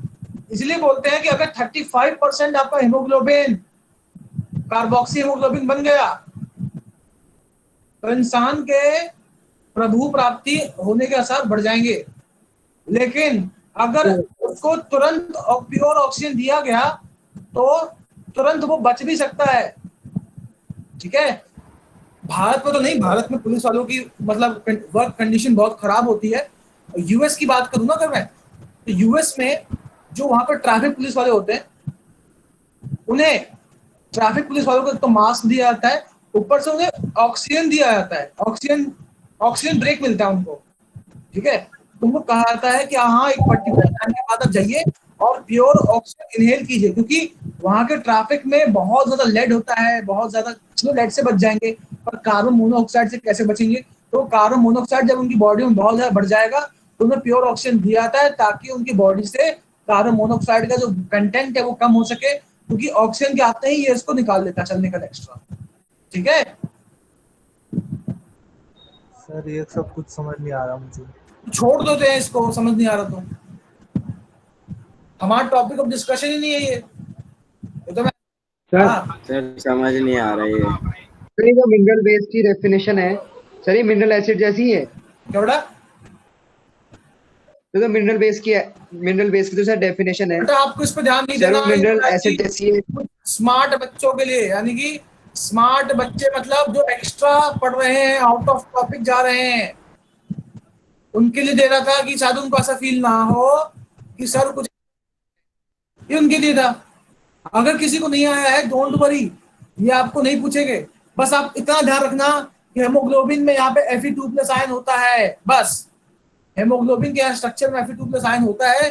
आपको केमिस्ट्री पॉइंट ऑफ व्यू से खाली ये याद रखना है 10th क्लास में। सर पिछली बार भी जीएसटीएससी में आया था, यस, जब हम डिस्कस कर रहे थे तो आपने बताया था। ये जेएसटीएससी में भी आ चुका है। अगर देख लीजिए आप सभी कि ये क्वेश्चन कितना इंपॉर्टेंट है कि एनटीएससी में भी आया है और ये जेएसटीएससी में भी आया है। ठीक है, तो लास्ट ईयर था ना जेएसटीएससी में? यस सर, जब हम यस सर, जब हम 9th में थे डिस्कस किया। I hope you can see the importance of this question. ठीक है, तो आप सभी याद रखेंगे इस चीज को। फिलहाल मैं हम बात करते हैं हमारे बेसिस की। हम सभी ने बेसिस के बारे में पढ़ा। We learned about organic bases and mineral bases. देख सकते हैं जो हमने पढ़ा अभी वो मैंने साइड कर दिया, थोड़ा सा एक्स्ट्रा था। सर हाँ बोलिए। सर मिनरल बेस की डेफिनेशन है सर, वो मिनरल एसिड जैसी है कि उनमें सी कंटेंट मतलब कार्बन कंटेंट और हाइड्रोजन कंटेंट नहीं होगा। बेटा ऐसा नहीं है, समझिए। Mineral bases are those bases which are obtained from minerals of earth. ठीक है, क्या बोलोगे आप? Obtained from minerals of earth. ठीक है, ऑर्गेनिक बेसिस क्या है? देखो यहाँ पे ये सारे, ये तो कुछ देखो लिविंग थिंग मिल गए ना, आपके बॉडी के अंदर ही प्रेजेंट है ये तो। लेकिन कई बार क्या होता है, अब जो है ऑर्गेनिक कंपाउंड आप लेबोरेटरी बना सकते हो, तो अभी बोल सकते हो कि हाँ लिविंग थिंग में प्रेजेंट हो सकता है, लेकिन आप उसको लैब में भी तैयार कर सकते हो, क्योंकि अब हम ऑर्गेनिक कंपाउंड्स बना सकते हैं लैब में। Yes sir. ठीक है, ये फॉर्मेलिटी वाला नाम है, बस आपको थोड़ा सा याद रखना है इसको। इसको याद रखोगे तो आपको थोड़ा सा बेटर फील होगा। आपके डीएनए के अंदर जो होता है ना, एडेनाइन, साइटोसाइन, गुआनाइन, यूरासिल, तो उसके अंदर भी basic basic basic nucleophilic sites होते हैं बेटा, बेसिक साइट्स ही होते हैं वो भी, उसमें भी। ठीक है, तो जब भी कोई मान लो किसी को कैंसर है ना बेसिकली, तो कैंसर में क्या होता है, कैंसर में वो जो डीएनए है ना, उसका जो मल्टीप्लिकेशन रेट है वो बहुत बढ़ जाता है। तो कैंसर की दवा क्या करती है, उसको रोकती है उस डीएनए के अंदर अपने आप को अक्यूमुलेट करा करके। कैसे अक्यूमुलेट करती है? सर लाइसोसोम काम करना बंद कर देते हैं, इसलिए सेल एक्यूमुलेशन हो जाता है। सिर्फ लाइसोसोम की कहानी नहीं है, बहुत लंबी कहानी है। ठीक है, आप एमएससी में आओगे तो आपको पूरा बताया जाएगा सिस्प्लैटिन के बारे में, ट्रांसप्लैटिन कैसे इफेक्टिव नहीं है, अल्कालाइटिंग एजेंट थायोसेमी कार्बाजोम के बारे में पढ़ाया जाएगा, कार्सिनोस्टैटिक बताया जाएगा, कार्सिनोजेनिक बताया जाएगा। अब पढ़ना है ऐसा कुछ, हमें बस और आप स्क्रीनशॉट ले लीजिए इसका। ठीक है, जो हमें सीखना था वो हमें सीखना था ऑर्गेनिक बेस और मिनरल बेस। क्या समझ में आया? अब इसमें डाउट है तो पूछो। सर यही 4 एग्जांपल बस लिखना है ना?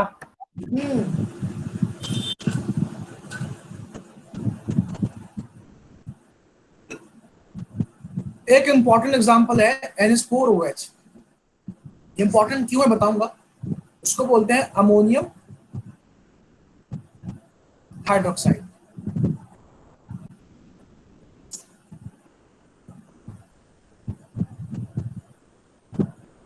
सर ये मिनरल बेस है?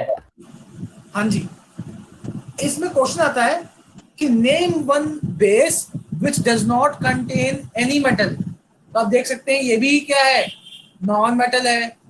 ये भी क्या है, non metal, non metal, non metal. तो ये एक ऐसा बेस है जो नॉन मेटल से मिलकर बनता है।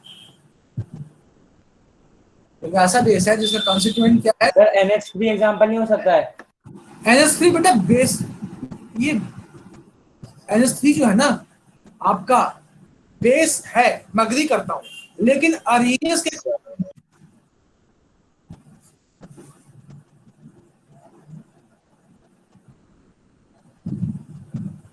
सर आवाज नहीं आ रही आपकी। Sir, your voice नहीं not clear. You are not audible. Sir, you are not audible. कोई म्यूट किया क्या मेरे को? हेलो सर अब आ रही है। Yes, sir, now you are audible. Yes, sir, अब आ रही है. कुछ अब आ रही है। बेटा आर्यन त्यागी, और ऑर्गेनिक और मिनरल एसिड में डिफरेंस ये है कि एक मिनरल एक लिविंग सोर्स से मिल रहा है और एक नॉन लिविंग सोर्स से मिल रहा है, ठीक है?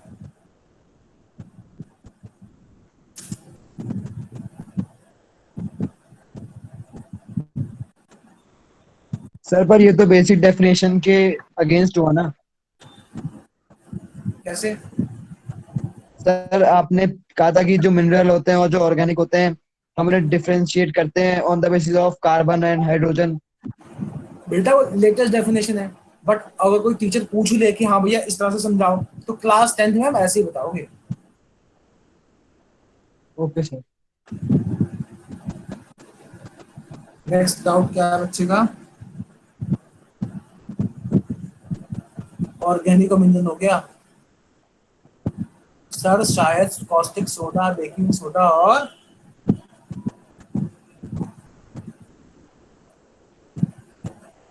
वॉशिंग सोडा तो सॉल्ट होते हैं जो रिफ्लेक्शन के बाद मिलते हैं। तो मैंने पढ़ाया कहाँ है ये? मैंने पढ़ाया है क्या? मैंने कॉस्टिक सोडा, बेटा कॉस्टिक सोडा तो बेटा बेस है। बेकिंग सोडा मैंने कहाँ बताया है? मैंने बेकिंग सोडे को बस टेस्ट के बारे में बात किया है कि वो बेसिक है। बेसिक है इसलिए वो कड़वा है। मैंने ये नहीं बोला कि वो बेस है, मैंने खुद बोला है कि वो सॉल्ट है।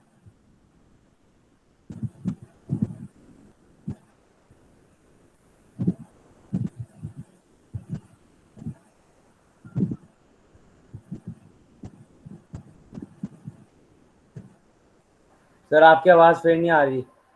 Hello, am I audible? Sir, अब आ रही है. Yes, sir, you are not audible.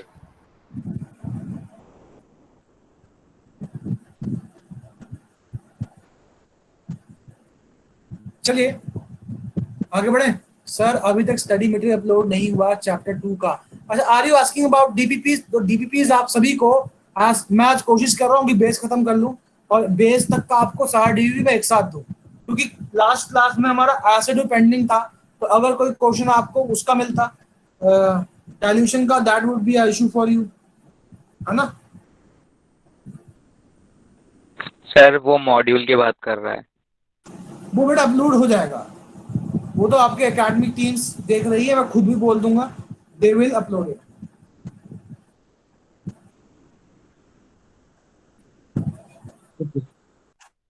बेटा अगर NaOH पियोगे तो प्रभु प्राप्ति हो सकती है, ऐसी हरकत ना करें।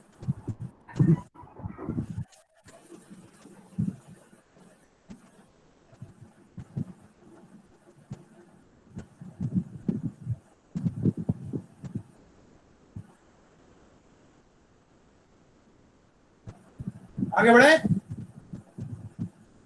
Yes, sir. Yes, sir. चलिए आगे बढ़ते हैं। ये तो हमने बात करी क्लासिफिकेशन की on the basis of nature.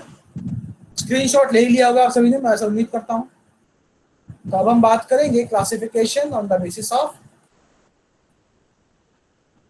Strength. तो बेस भी है, दो तरीके से क्लासिफाई।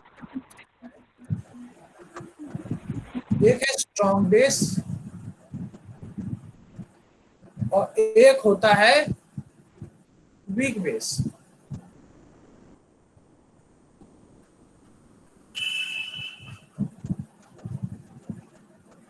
इसको समझने से पहले आपको ये समझना पड़ेगा कि अर्हीनियस ने क्या बोला है बेस के बारे में।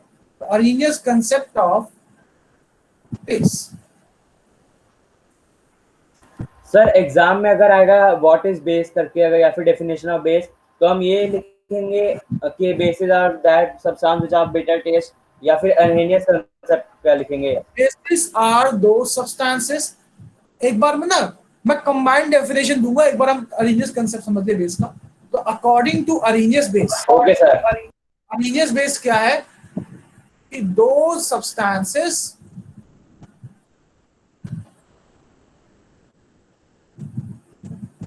which gives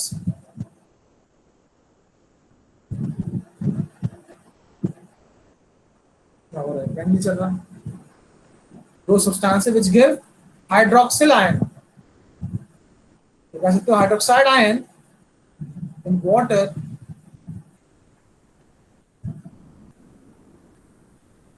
are called arrhenius base। तो ऐसा कोई भी बेस अगर मैं उसको वाटर में डालता हूं और वो आपको हाइड्रोक्सिल आयन दे रहा है, तो वो क्या कहलाएगा, अरहिनियस का बेस। ठीक है, मैं आपको बहुत सारे एग्जांपल देता हूं।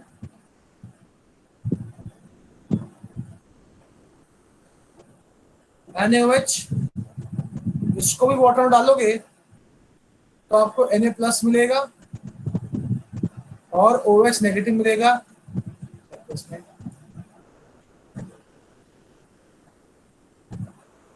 और बता दो example. Sir CSOH, CaOH whole twice, MgOH whole twice, और सर NH4OH कैल्शियम हाइड्रोक्साइड डालोगे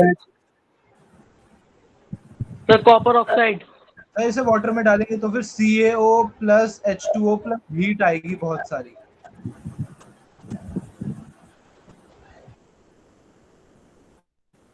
तो ये भी आपको OH नेगेटिव ही देगा। सिमिलरली आप मैग्नीशियम हाइड्रोक्साइड को डालोगे वाटर में। सर ये वो रिवर्सिबल है। हाँ बेटा, रिवर्सिबिलिटी का साइन है ये। तो ये भी आपको OH नेगेटिव ही देगा। अगर आप अमोनियम हाइड्रोक्साइड को वाटर में डालोगे तो वो भी आपको क्या देगा, OH नेगेटिव ही देगा। तो आप सभी एक चीज ऑब्जर्व कर पा रहे होंगे कि यहां पे जितने भी बेस हैं वो सारे के सारे आपको क्या दे रहे हैं, OH negative, OH negative, hydroxide ion. OH negative. Sir यहाँ पे NH4+ NH4 पॉजिटिव स्टेबल है। क्या बेटा, क्या बोल रहे हो, फिर से बोलो। सर लास्ट वाले एग्जांपल में NH4+ पॉजिटिव है, मतलब सॉरी स्टेबल है। हाँ बेटा आयन तो देखो जब तक सॉल्यूशन में है उसमें रहेगा उस फॉर्म में, और जैसे ही वो ऐसा आएगा बाहर तो ऑब्वियस सी बात है नेचर में आयन कैसे स्टेबल होगा। ठीक है, अब जनरली होता क्या है कि बुक में पढ़ाया जाता है कि ये वीक है कैल्शियम हाइड्रोक्साइड। ठीक है, लेकिन आप सभी को पता है कि this can cause Burns in the human body. ठीक है, आपका जो कैल्शियम हाइड्रोक्साइड है स्लेक लाइन, आप सभी इसका सॉल्यूशन देखा होगा। अगर आप इसमें पर्टिकुलरली वो डालोगे हाथ तो बेसिकली हाथ जल भी सकता है। तो मैं पर्सनली चाहता हूं कि मैं इसे स्ट्रॉन्ग बेस में ही कंसिडर करूं। ठीक है, तो अब आप सभी देख सकते हैं पहला पॉइंट जो हमें नोट किया वो ये कि all basis gives OH negative ion. ठीक है, तो आपके बेसिस जो है वो आपको OH नेगेटिव आयन देते हैं वाटर के अंदर। First point. Second point is कि कुछ बेसिस ऐसे हैं जो कंप्लीट डिसोसिएशन शो कर सकते हैं,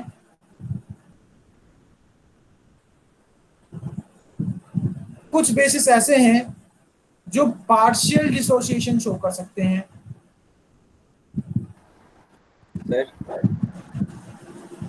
ऐसे बेसिस जो कंप्लीट डिसोसिएशन शो कर सकते हैं that is called strong base,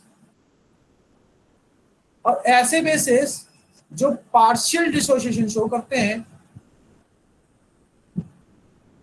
उसे हम क्या बोलते हैं? सर ये कैल्शियम हाइड्रोक्साइड में रिवर्सिबल नहीं है? नहीं बेटा, नहीं है, क्योंकि ये भी कोरोसिव ही होता है कैल्शियम हाइड्रोक्साइड। कभी आपने देखा है चूने का पानी? आपने देखा कभी चूने का पानी देखा है? Yes sir. सब पेंट No, sir. भी यूज होता है। चूने के पानी में अगर आप बेसिकली हाथ डालो तो आपके हाथ में देखा किस बड़ा it can harm your hand.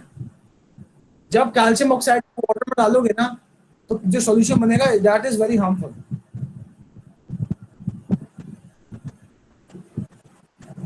Moreover कोई एसिड स्ट्रांग है या वीक है, कोई बेस स्ट्रांग है या वीक है, ये उसकी डिसोसिएशन कांस्टेंट से तय होता है। ठीक है, तो आपका जो कैल्शियम हाइड्रोक्साइड है वो एक स्ट्रांग बेस है।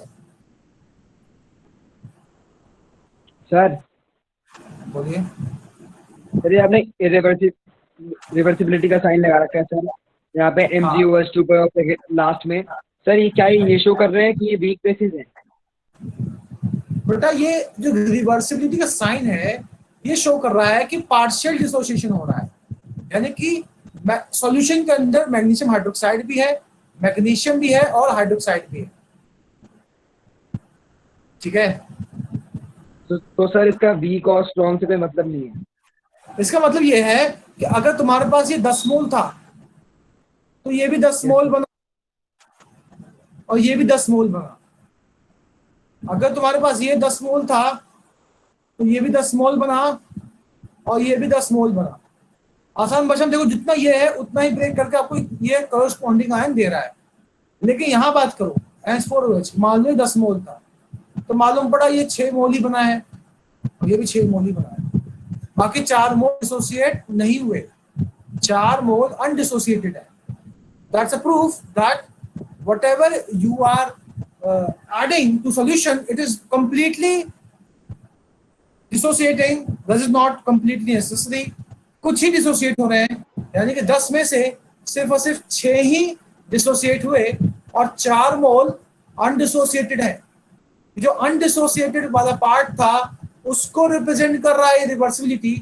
इस तरह से भी समझ सकते हो कि ब्रेक होने के बाद ये वापस से कंबाइन करके आपको क्या दे रहा है? H4OH। Okay sir. तो आई होप आपको स्ट्रॉन्ग बेसिस और वीक बेसिस का एक आइडिया हुआ है। इसका स्क्रीनशॉट लेंगे।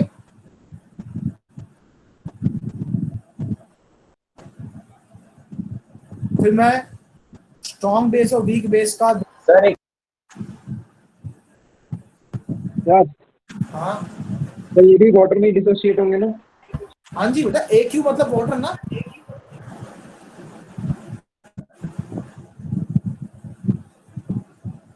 सर एक बच्चे ने क्वेश्चन पूछा है कि what is Bronsted Lowry bases? बेटा अरीनियस, लेवेस और ब्रॉन्स्टेड लोरी क्लास 10th के 3 स्टूडेंट थे। एक बार मैडम ने तीनों को टास्क दिया कि अपनी अपनी भाषा में एसिड और बेस को डिफाइन करो। तो अभी मैंने सिर्फ और सिर्फ आपको अरीनियस का बात बताया है कि अरीनियस ने क्या बोला था एसिड और बेस के बारे में। ब्रॉन्स्टेड लोरी ने बेस और एसिड के बारे में क्या बोला है बताऊंगा। बेसिकली ब्रॉन्स्टेड लोरी एसिड बताता है कि एसिड क्या है? प्रोटॉन डोनर, और बेस क्या है? Proton acceptor. ठीक है, और लेविस बताता है कि एसिड इलेक्ट्रॉन पेयर एक्सेप्टर है और बेस इलेक्ट्रॉन पेयर डोनर है। ठीक है, इसके बारे में हम डिटेल में पढ़ेंगे, अब इसकी टेंशन मत लो। पीयूष समझ में आई बात? Yes sir.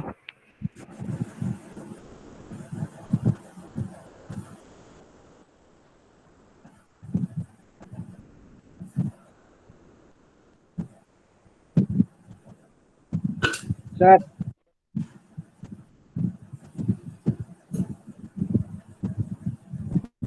बोलिए। सर जैसे कि हम कहते हैं सर ये वीक एसिड है या फिर वीक बेस है, तो सर आपने कहा कि वो हाइड्रोजन आयन मतलब पार्शली वो होगा। तो सर हम पर हम तो सर स्किन से भी कहते हैं ना, मतलब सर जो स्ट्रांग होगा वो ज्यादा मतलब हमारी स्किन को हार्म करेगा, और सर जो वीक होता है सर वो हार्म नहीं करता, तो सर वो स्किन के साथ कैसे रिएक्ट करता है? बेटा देखो, हम डेली लाइफ में बोलते हैं कि हम खाना गर्म है, हम बोलते हैं खाना ठंडा है, लेकिन जब हम टेक्निकल भाषा में बोलते हैं तो आपको बताना पड़ेगा खाने का टेम्परेचर कितना है।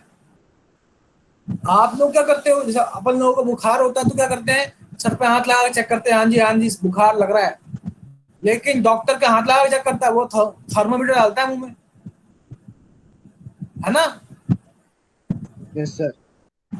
तो एक होता है कि मोटे मोटे तौर पे बात करना कि हाँ जी जो हार्म करे वो स्ट्रांग है, जो हार्म नहीं करे वो वीक है, और एक होता है बात की थोड़ी तह तक जाना, ये जो कंप्लीटली डिसोसिएट हो रहा है। समझिएगा, सपोज ये आपकी गैंग है, गैंग के मेंबर्स हैं आपके, मतलब गैंग मतलब दोस्त पार्टी, ठीक है, और एक बच्चा खड़ा है यहाँ पे, इस बच्चे का अब झगड़ा हो गया। अब एक चीज बताओ कि ये बच्चा कमजोर है कि आप लोग कमजोर हो या आप कमजोर हो? सर बच्चा बच्चा कमजोर है। अभी आप सभी को दिख रहा है कि आपकी टीम में बहुत सारे लोग हैं जो इस बच्चे से डील कर सकते हैं, है ना, समझ रहे हो? यस वही हो रहा है यहाँ यस सर। बेटा कि सारा का सारा बेस आपको OS नेगेटिव लेने में लगा दिया गया। आपको 10 मोल दिख रहा है, अगर 10 ही तो है, ऐसी की बात होगी 10 में, 10 को मल्टीप्लाई कीजिए 6.022 इंटू 10 की पावर 23 से, इतने OS नेगेटिव आयन है। अब तो बेटर फील हो रहा होगा, कितने आयन है तो स्ट्रॉन्ग तो होगा ये एसिड। लेकिन यहाँ देखो, अगर मान लो यहाँ पे सिर्फ 6 ही आए, तो यहाँ पे 6 इंटू 6.022 इंटू 10 की पावर 23 OS नेगेटिव आयन, यहाँ पे 60 के अराउंड 60 के अराउंड OS नेगेटिव आयन है, 60 इंटू 10 की पावर 23, और यहाँ पे 36 इंटू 10 की पावर 23 OS नेगेटिव आयन। तो बेटर कौन है, स्ट्रॉन्ग कौन है? ये स्टूडेंट ए की टीम, एक स्टूडेंट बी की टीम, सर ए। कौन जीतेगा? ए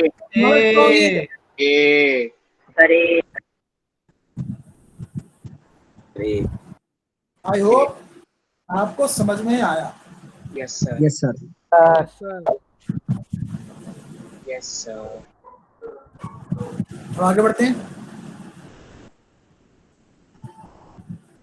तो हम एक बार क्लासिफाई कर लेते हैं दोबारा से। एसिड सॉरी बेस भी दो तरह के हैं, एक है स्ट्रॉन्ग बेस और एक है वीक बेस। स्ट्रॉन्ग बेस में कौन कौन सा आ रहा है? KOH आ रहा है, NaOH आ रहा है, CaOH होल ट्वाइस आ रहा है। वीक बेस कौन सा होगा? MgOH whole twice and NH4OH। बाकी ऑर्गेनिक एसिड तो होते ही है वीक, सॉरी ऑर्गेनिक बेसिस तो वीक बेसिस होते हैं बाय डिफॉल्ट। आपको पता ही है कि वो तभी हमारी बॉडी में वो सर्वाइव भी कर रहे हैं नहीं तो कब का उसने अपना काम कर दिया होता।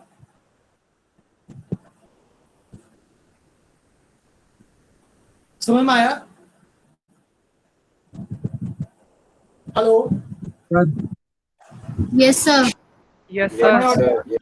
Yes yes Sir, yes, sir, yes, sir. Sir. तो चलिए कुछ रिएक्शंस और पढ़ते हैं इसके जो आपको हेल्प करेंगे। स्क्रीनशॉट लीजिए इसका, सर बोलिए। सर आपने जो ऊपर लिखा था सर, दो वीक बेसिस सर NH4OH भी है सर, मिल्क और मैग्नीशिया भी, और सर वो इक्विलिब्रियम शो कर रहे हैं। सर इसके पीछे कोई रीजन है क्या? बेटा इक्विलिब्रियम रिवर्सिबल है। इक्विलिब्रियम मैंने बताया था, इक्विलिब्रियम क्या होता है? जब रेट ऑफ फॉरवर्ड रिएक्शन का रेट, सॉरी जब rate of forward reaction become equals to rate of backward reaction, that is equilibrium. ठीक है, एंड आप क्या बोल रहे हो कि ऐसी इक्विलिब्रियम बिना बताए कैसे बोल दिया आपने इक्विलिब्रियम में, है ना? समझ में आई बात? Yes, sir. Yes, sir. अब हम बात करेंगे रिएक्शन ऑफ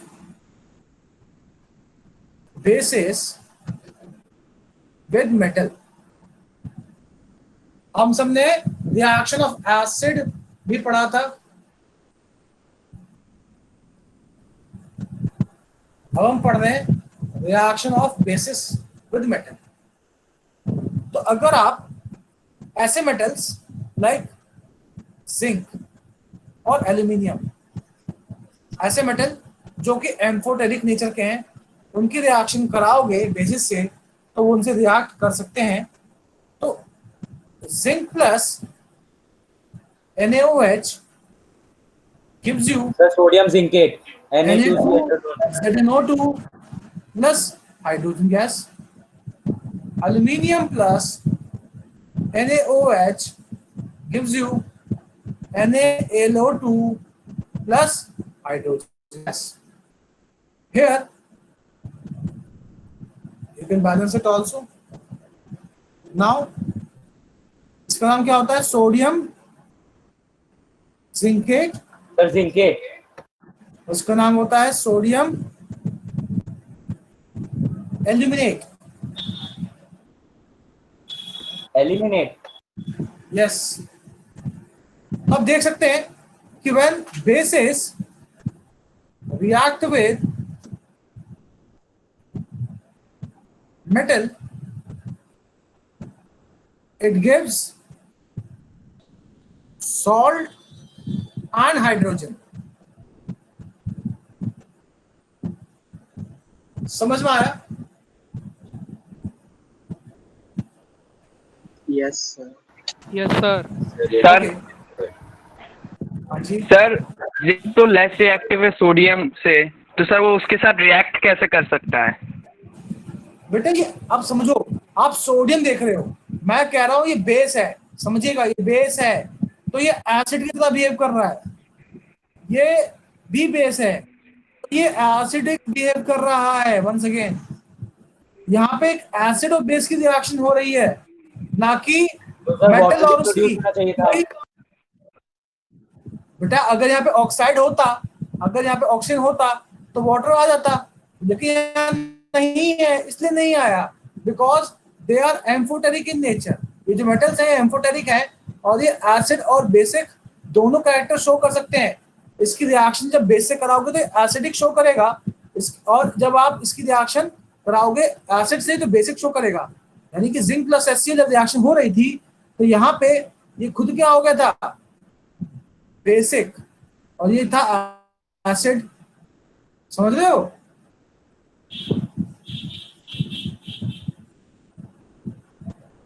बात समझ में आई? और ये एम्फोटेरिक मेटल से अगर हम रिएक्ट करेंगे Yes, तो sir. सॉल्ट बना देंगे। क्या बेटा? मतलब सर अगर ये एम्फोटेरिक मेटल से अगर हम एसिड को रिएक्ट कराएंगे तो सॉल्ट बना देंगे। हाँ जी, आप किसी भी मेटल को उठा के एसिड या बेस से रिएक्ट कराओगे, सॉरी किसी भी मेटल से रिएक्शन कराओगे एसिड को तो सॉल्ट मिलेगा। लेकिन बेसिस में ना सिर्फ और सिर्फ एम्फोटेरिक मेटल ही रिएक्ट करेंगे बेसिस से आपको सॉल्ट देने के लिए। सर ऐसा क्यों? क्योंकि बेटा आपके बेस है, बेस से क्या रिएक्ट करेगा? एसिड ही तो रिएक्ट करेगा ना, बेस से बेस तो नहीं कर सकता रिएक्ट ना। सर मतलब मेटल्स एसिड होते हैं? मेटल्स एसिडिक नहीं होते, लेकिन एम्फोटेरिक मेटल्स कुछ ऐसे होते हैं जो एसिडिक और बेसिक दोनों शो कर सकते हैं। ये एसिडिक भी शो कर सकते हैं कैरेक्टर, और ये बेस भी शो कर सकते हैं कैरेक्टर, डिपेंडिंग अपॉन कंडीशन। कुछ होते हैं ना दोस्त, तुम्हारे मुंह पे तुम्हारे बेस्ट फ्रेंड बन जाएगा, और तुम्हारे पीठ पीछे तुम्हारे जो बुराई कर रहा है उसका बेस्ट फ्रेंड बन जाएगा। ये वो है जो किसी का नहीं है। यस सर, मैं भी वही हूँ। क्या सर कुछ सेंस में मैं भी वही हूँ। कुछ सेंस हो तुम भी वही हो? Yes sir. क्या बोल रहे हो? ये सर जो एग्जांपल आपने अच्छी बात नहीं बेटा, ऐसे नहीं करना। बना के फिर चलिए सर मैं पूछा एक और रिएक्शन है वो भी पढ़ते हैं।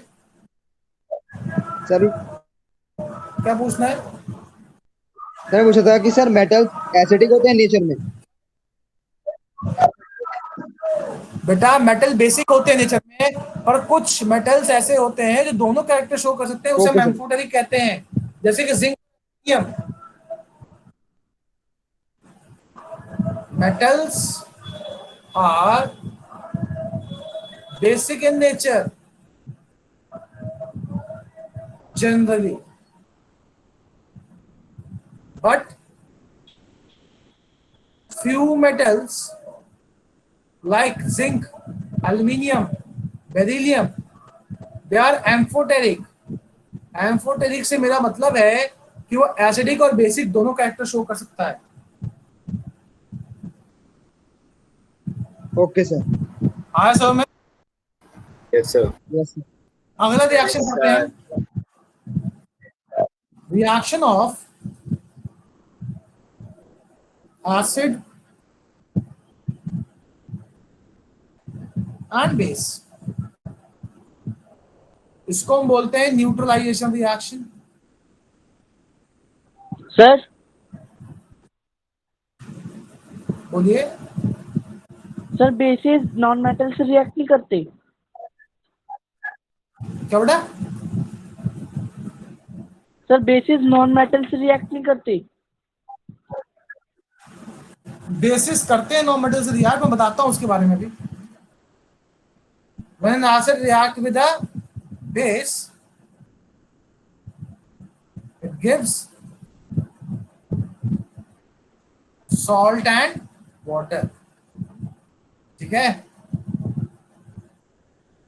तो आप एनिवर्स ले लीजिए, इसकी रिएक्शन कराइए H2SO4 से, तो क्या मिलेगा?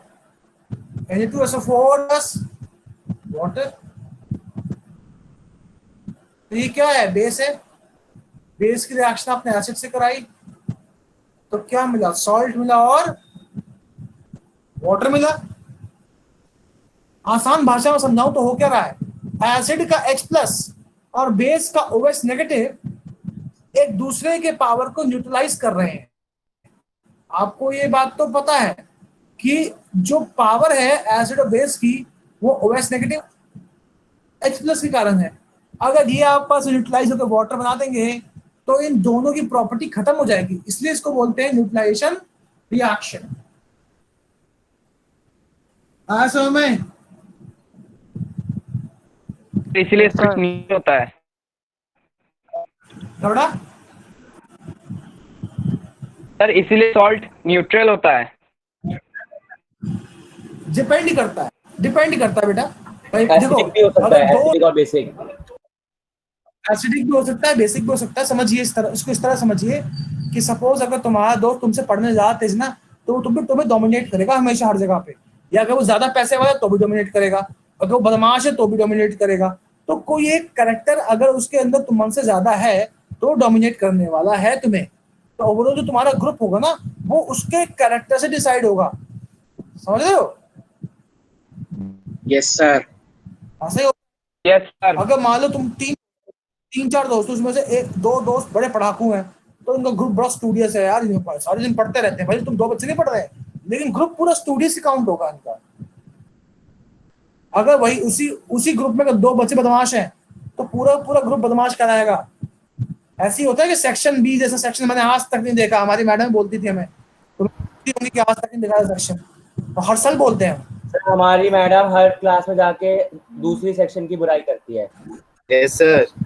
हाँ बेटा ऐसा होता है। Yes sir. तो सर वो मैम एम्फोटेरिक है। गेम होता है, एक तरीका है जिससे बच्चे थोड़ा कंट्रोल में रहे, उन्हें फील हो कि हम बहुत बदमाशियां कर रहे हैं, शायद मैम को पसंद नहीं आ रहा है, और शायद नहीं भी करना चाहिए, क्योंकि टीचर आप लोगों के लिए बहुत एफर्ट ले रहा है। और बड़ा जब बदमाशियां करते हैं तो उसके जो पढ़ाने वाली एनर्जी वो खत्म हो जाती है, क्योंकि टीचर एक जोन में आके सोचता है, वो सोच के चीजों को कंस्ट्रक्ट करने की कोशिश करता है। So try to cooperate with your teacher and don't be mischievous while teacher is teaching you.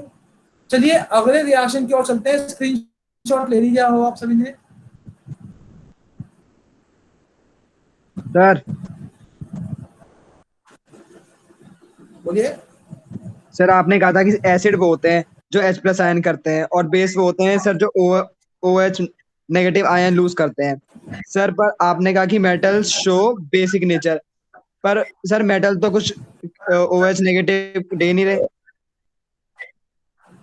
बेटा मैं बताऊंगा वो बेसिक कैसे है। ये अभी आप अरेंजेस के बारे में पढ़ रहे हो, जब आप लेविस के बारे में पढ़ोगे तो आपको समझ में आ जाएगा कि वो बेसिक कैसे है। ठीक है। Okay. Reaction of base with non metal oxide. अब मैं बात करूंगा बेस की रिएक्शन नॉन मेटल ऑक्साइड से। तो होता क्या है कि अगर मैं कोई बेस ले लूं जैसे कैल्शियम हाइड्रोक्साइड, इसकी रिएक्शन में कार्बन डाइऑक्साइड से करा दूं, तो आप सभी जानते हो कि नॉन मेटल के ऑक्साइड कैसे होते हैं, एसिडिक होते हैं। तो ये एक एसिडिक ऑक्साइड है और ये क्या है, बेस। तो एक तरह का ये भी न्यूट्रलाइजेशन रिएक्शन ही है। क्या मिलेगा, सॉल्ट मिलेगा, calcium carbonate, calcium carbonate, water. और यही लाइम वाटर टेस्ट भी होता है। लाइम वाटर टेस्ट है, ये याद है? Yes sir. Yes sir. Yes sir. CaCO3 residue. CaOH hold sir, ये घर के दीवारों पे भी शाइनी अपीयरेंस देता है। घर के दीवारों पे shiny Yes. Appearance. Yes sir. Yes sir. Sir ये इनसॉल्युबल। आई होप आप सभी को एसिड और बेस का आइडिया हुआ कि नहीं हुआ? Yes sir. Yes sir. Yes sir. Screenshot ले लीजिए।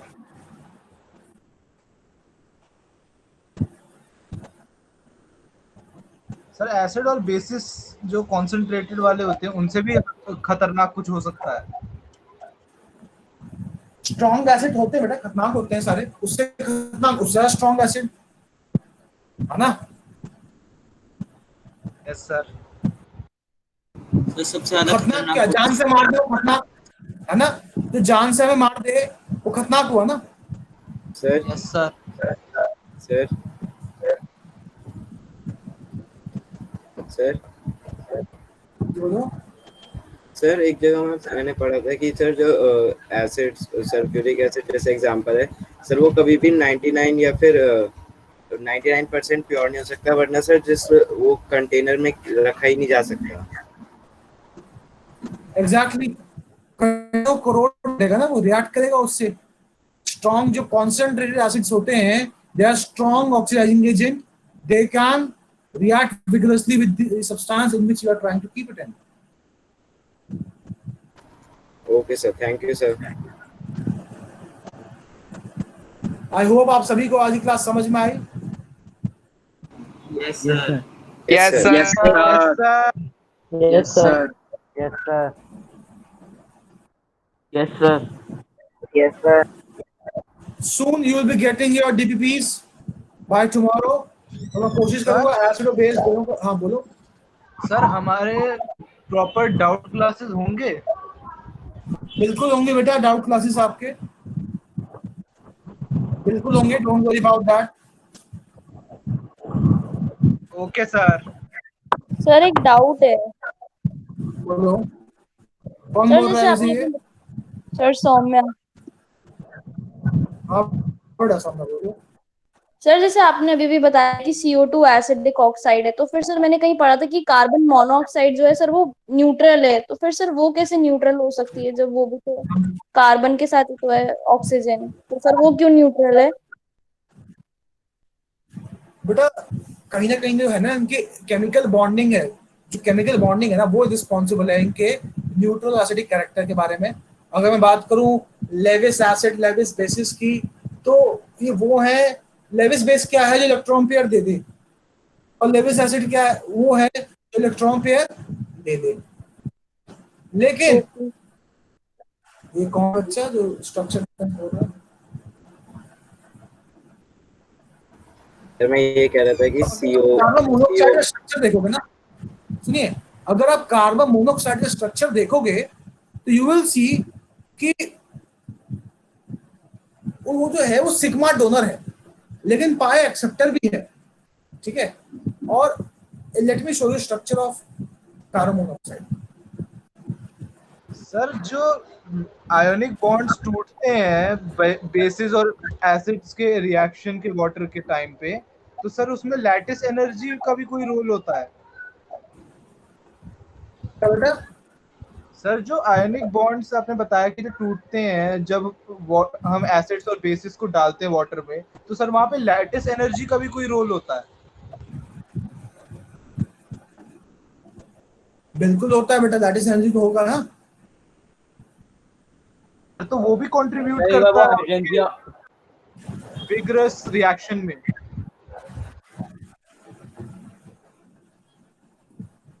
समझ लिया? मतलब सर लैटिस एनर्जी जो रिलीज होती है तो वो भी कंट्रीब्यूट करती है हाई अमाउंट ऑफ एनर्जी में जो रिलीज होती है इन टोटल। बेटा देखो, जब कोई भी मॉलिक्यूल टूट रहा है ना, तो वो एनर्जी देता भी है और कई बार एनर्जी देता भी है। ओवरऑल जो कहानी होती है उसके अकॉर्डिंग तय होता है कि नेट एनर्जी रिलीज हो रही है या अब्सॉर्ब हो रही है। क्या कोई इफेक्टिव स्ट्रक्चर वो देखिए, ये कार्बन है, ये ऑक्सीजन है, इसके 4 इलेक्ट्रॉन, ठीक है, 1 2 3 4 5 6।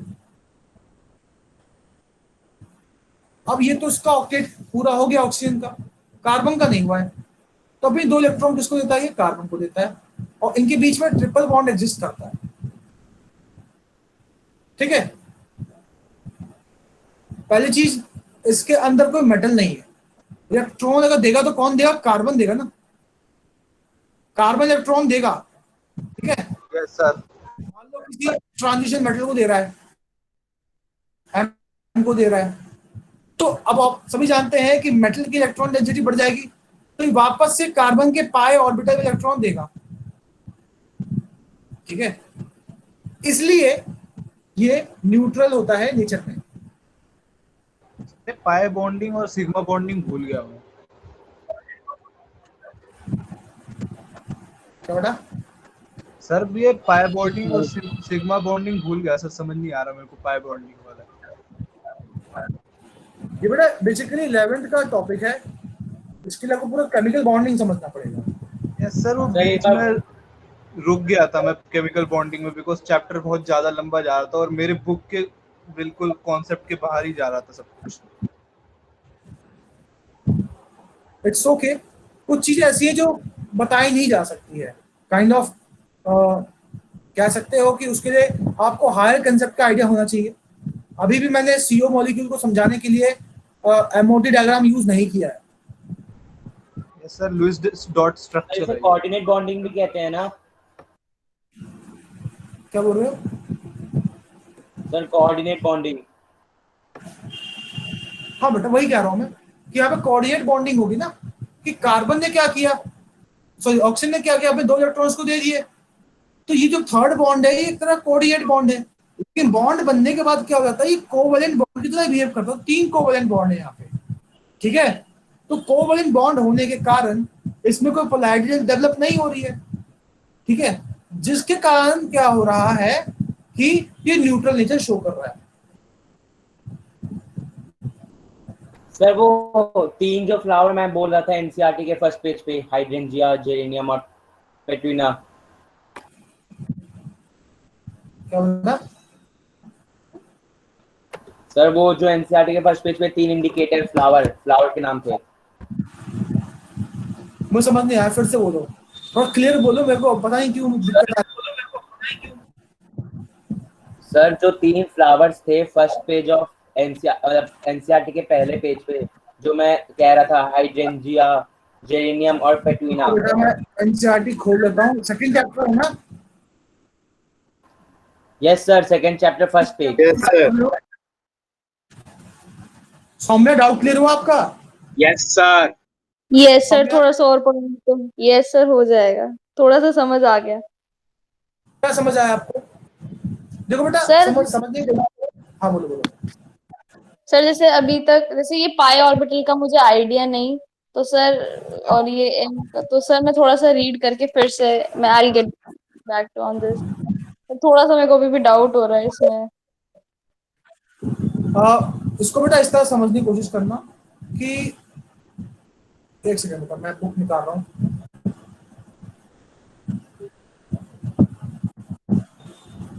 ठीक है, आपके पास तीन कंसेप्ट है। या देखो एसिड के लिए क्या हो जाता है, H+ दे या इलेक्ट्रॉन पेयर ले। अब एक चीज बताओ, CO मॉलिक्यूल को देखो, क्या ये H+ दे सकता है? नहीं, नहीं दे सकता। क्या ये इलेक्ट्रॉन पेयर ले सकता है? हाँ ले सकता होगा, यस। ये ले सकता है, बिल्कुल सही कह रही है, लेकिन जब ले लेगा जब ये सिग्मा इलेक्ट्रॉन डोनेट करेगा। जब ये अपने ये इलेक्ट्रॉन देखो यहाँ पे, जब इसने ये इलेक्ट्रॉन डोनेट किए ना किसी भी ट्रांजिशन मेटल को, मान लो यहाँ पे कोई भी ट्रांजिशन मेटल है, आयरन है मान लो यहाँ पे, इसने आयरन को डोनेट किया उसके d ऑर्बिटल्स में। तो आपने शेल पढ़ा था ना, शेल के अंदर होता है ऑर्बिटल। तो मान लो इसने आयरन के शेल के अंदर इलेक्ट्रॉन दिए, तो ये अब ये आयरन क्या करेगा, इस कार्बन के अंदर इलेक्ट्रॉन देगा। ठीक है, आयरन कार्बन को देगा, इसी को बोलते हैं सिनर्जी के। हाँ, इसी को बोलते हैं इफेक्ट। कि पहले क्या किया, कार्बन क्या था, बेसिकली ये तरह कॉम्प्लेक्स बन जाएगा, FeCO5 ऐसा बन जाएगा। ठीक है, तो हो क्या रहा है, कार्बन मोनोऑक्साइड चाहेगा कि इसको इलेक्ट्रॉन दे दे, उसने इलेक्ट्रॉन दिया इसको, उसके कारण मेटल की इलेक्ट्रॉन डेंसिटी बढ़ गई, तो अभी वापस इलेक्ट्रॉन देगा। लेकिन ये इलेक्ट्रॉन देगा कहाँ पे, ये इलेक्ट्रॉन देगा इसके पाई ऑर्बिटल में, इनफैक्ट पाई स्टार यानी कि एंटी बॉन्डिंग में देगा इसके। पाई ऑर्बिटल बोला मैंने, गलत बोला है, एंटी बॉन्डिंग में देगा इसके। ठीक है, अभी एंटी बॉन्डिंग क्या होता है, मैं इसको समझाने के लिए मुझे पूरा MOT बताना पड़ेगा, फिजिबल नहीं है क्लास 10th में, तो ये पूरा केमिकल बॉन्डिंग मुझे खोलना पड़ेगा इसके लिए, सिग्मा पाई डेल्टा सब बताना पड़ेगा। ओके सर मेरा छोटा सा एक डाउट वो बता दो सर। हाँ बोलो सर, फ्लावर वाला सेकंड चैप्टर में है। Yes sir. एक सेकंड मेरा डाउनलोड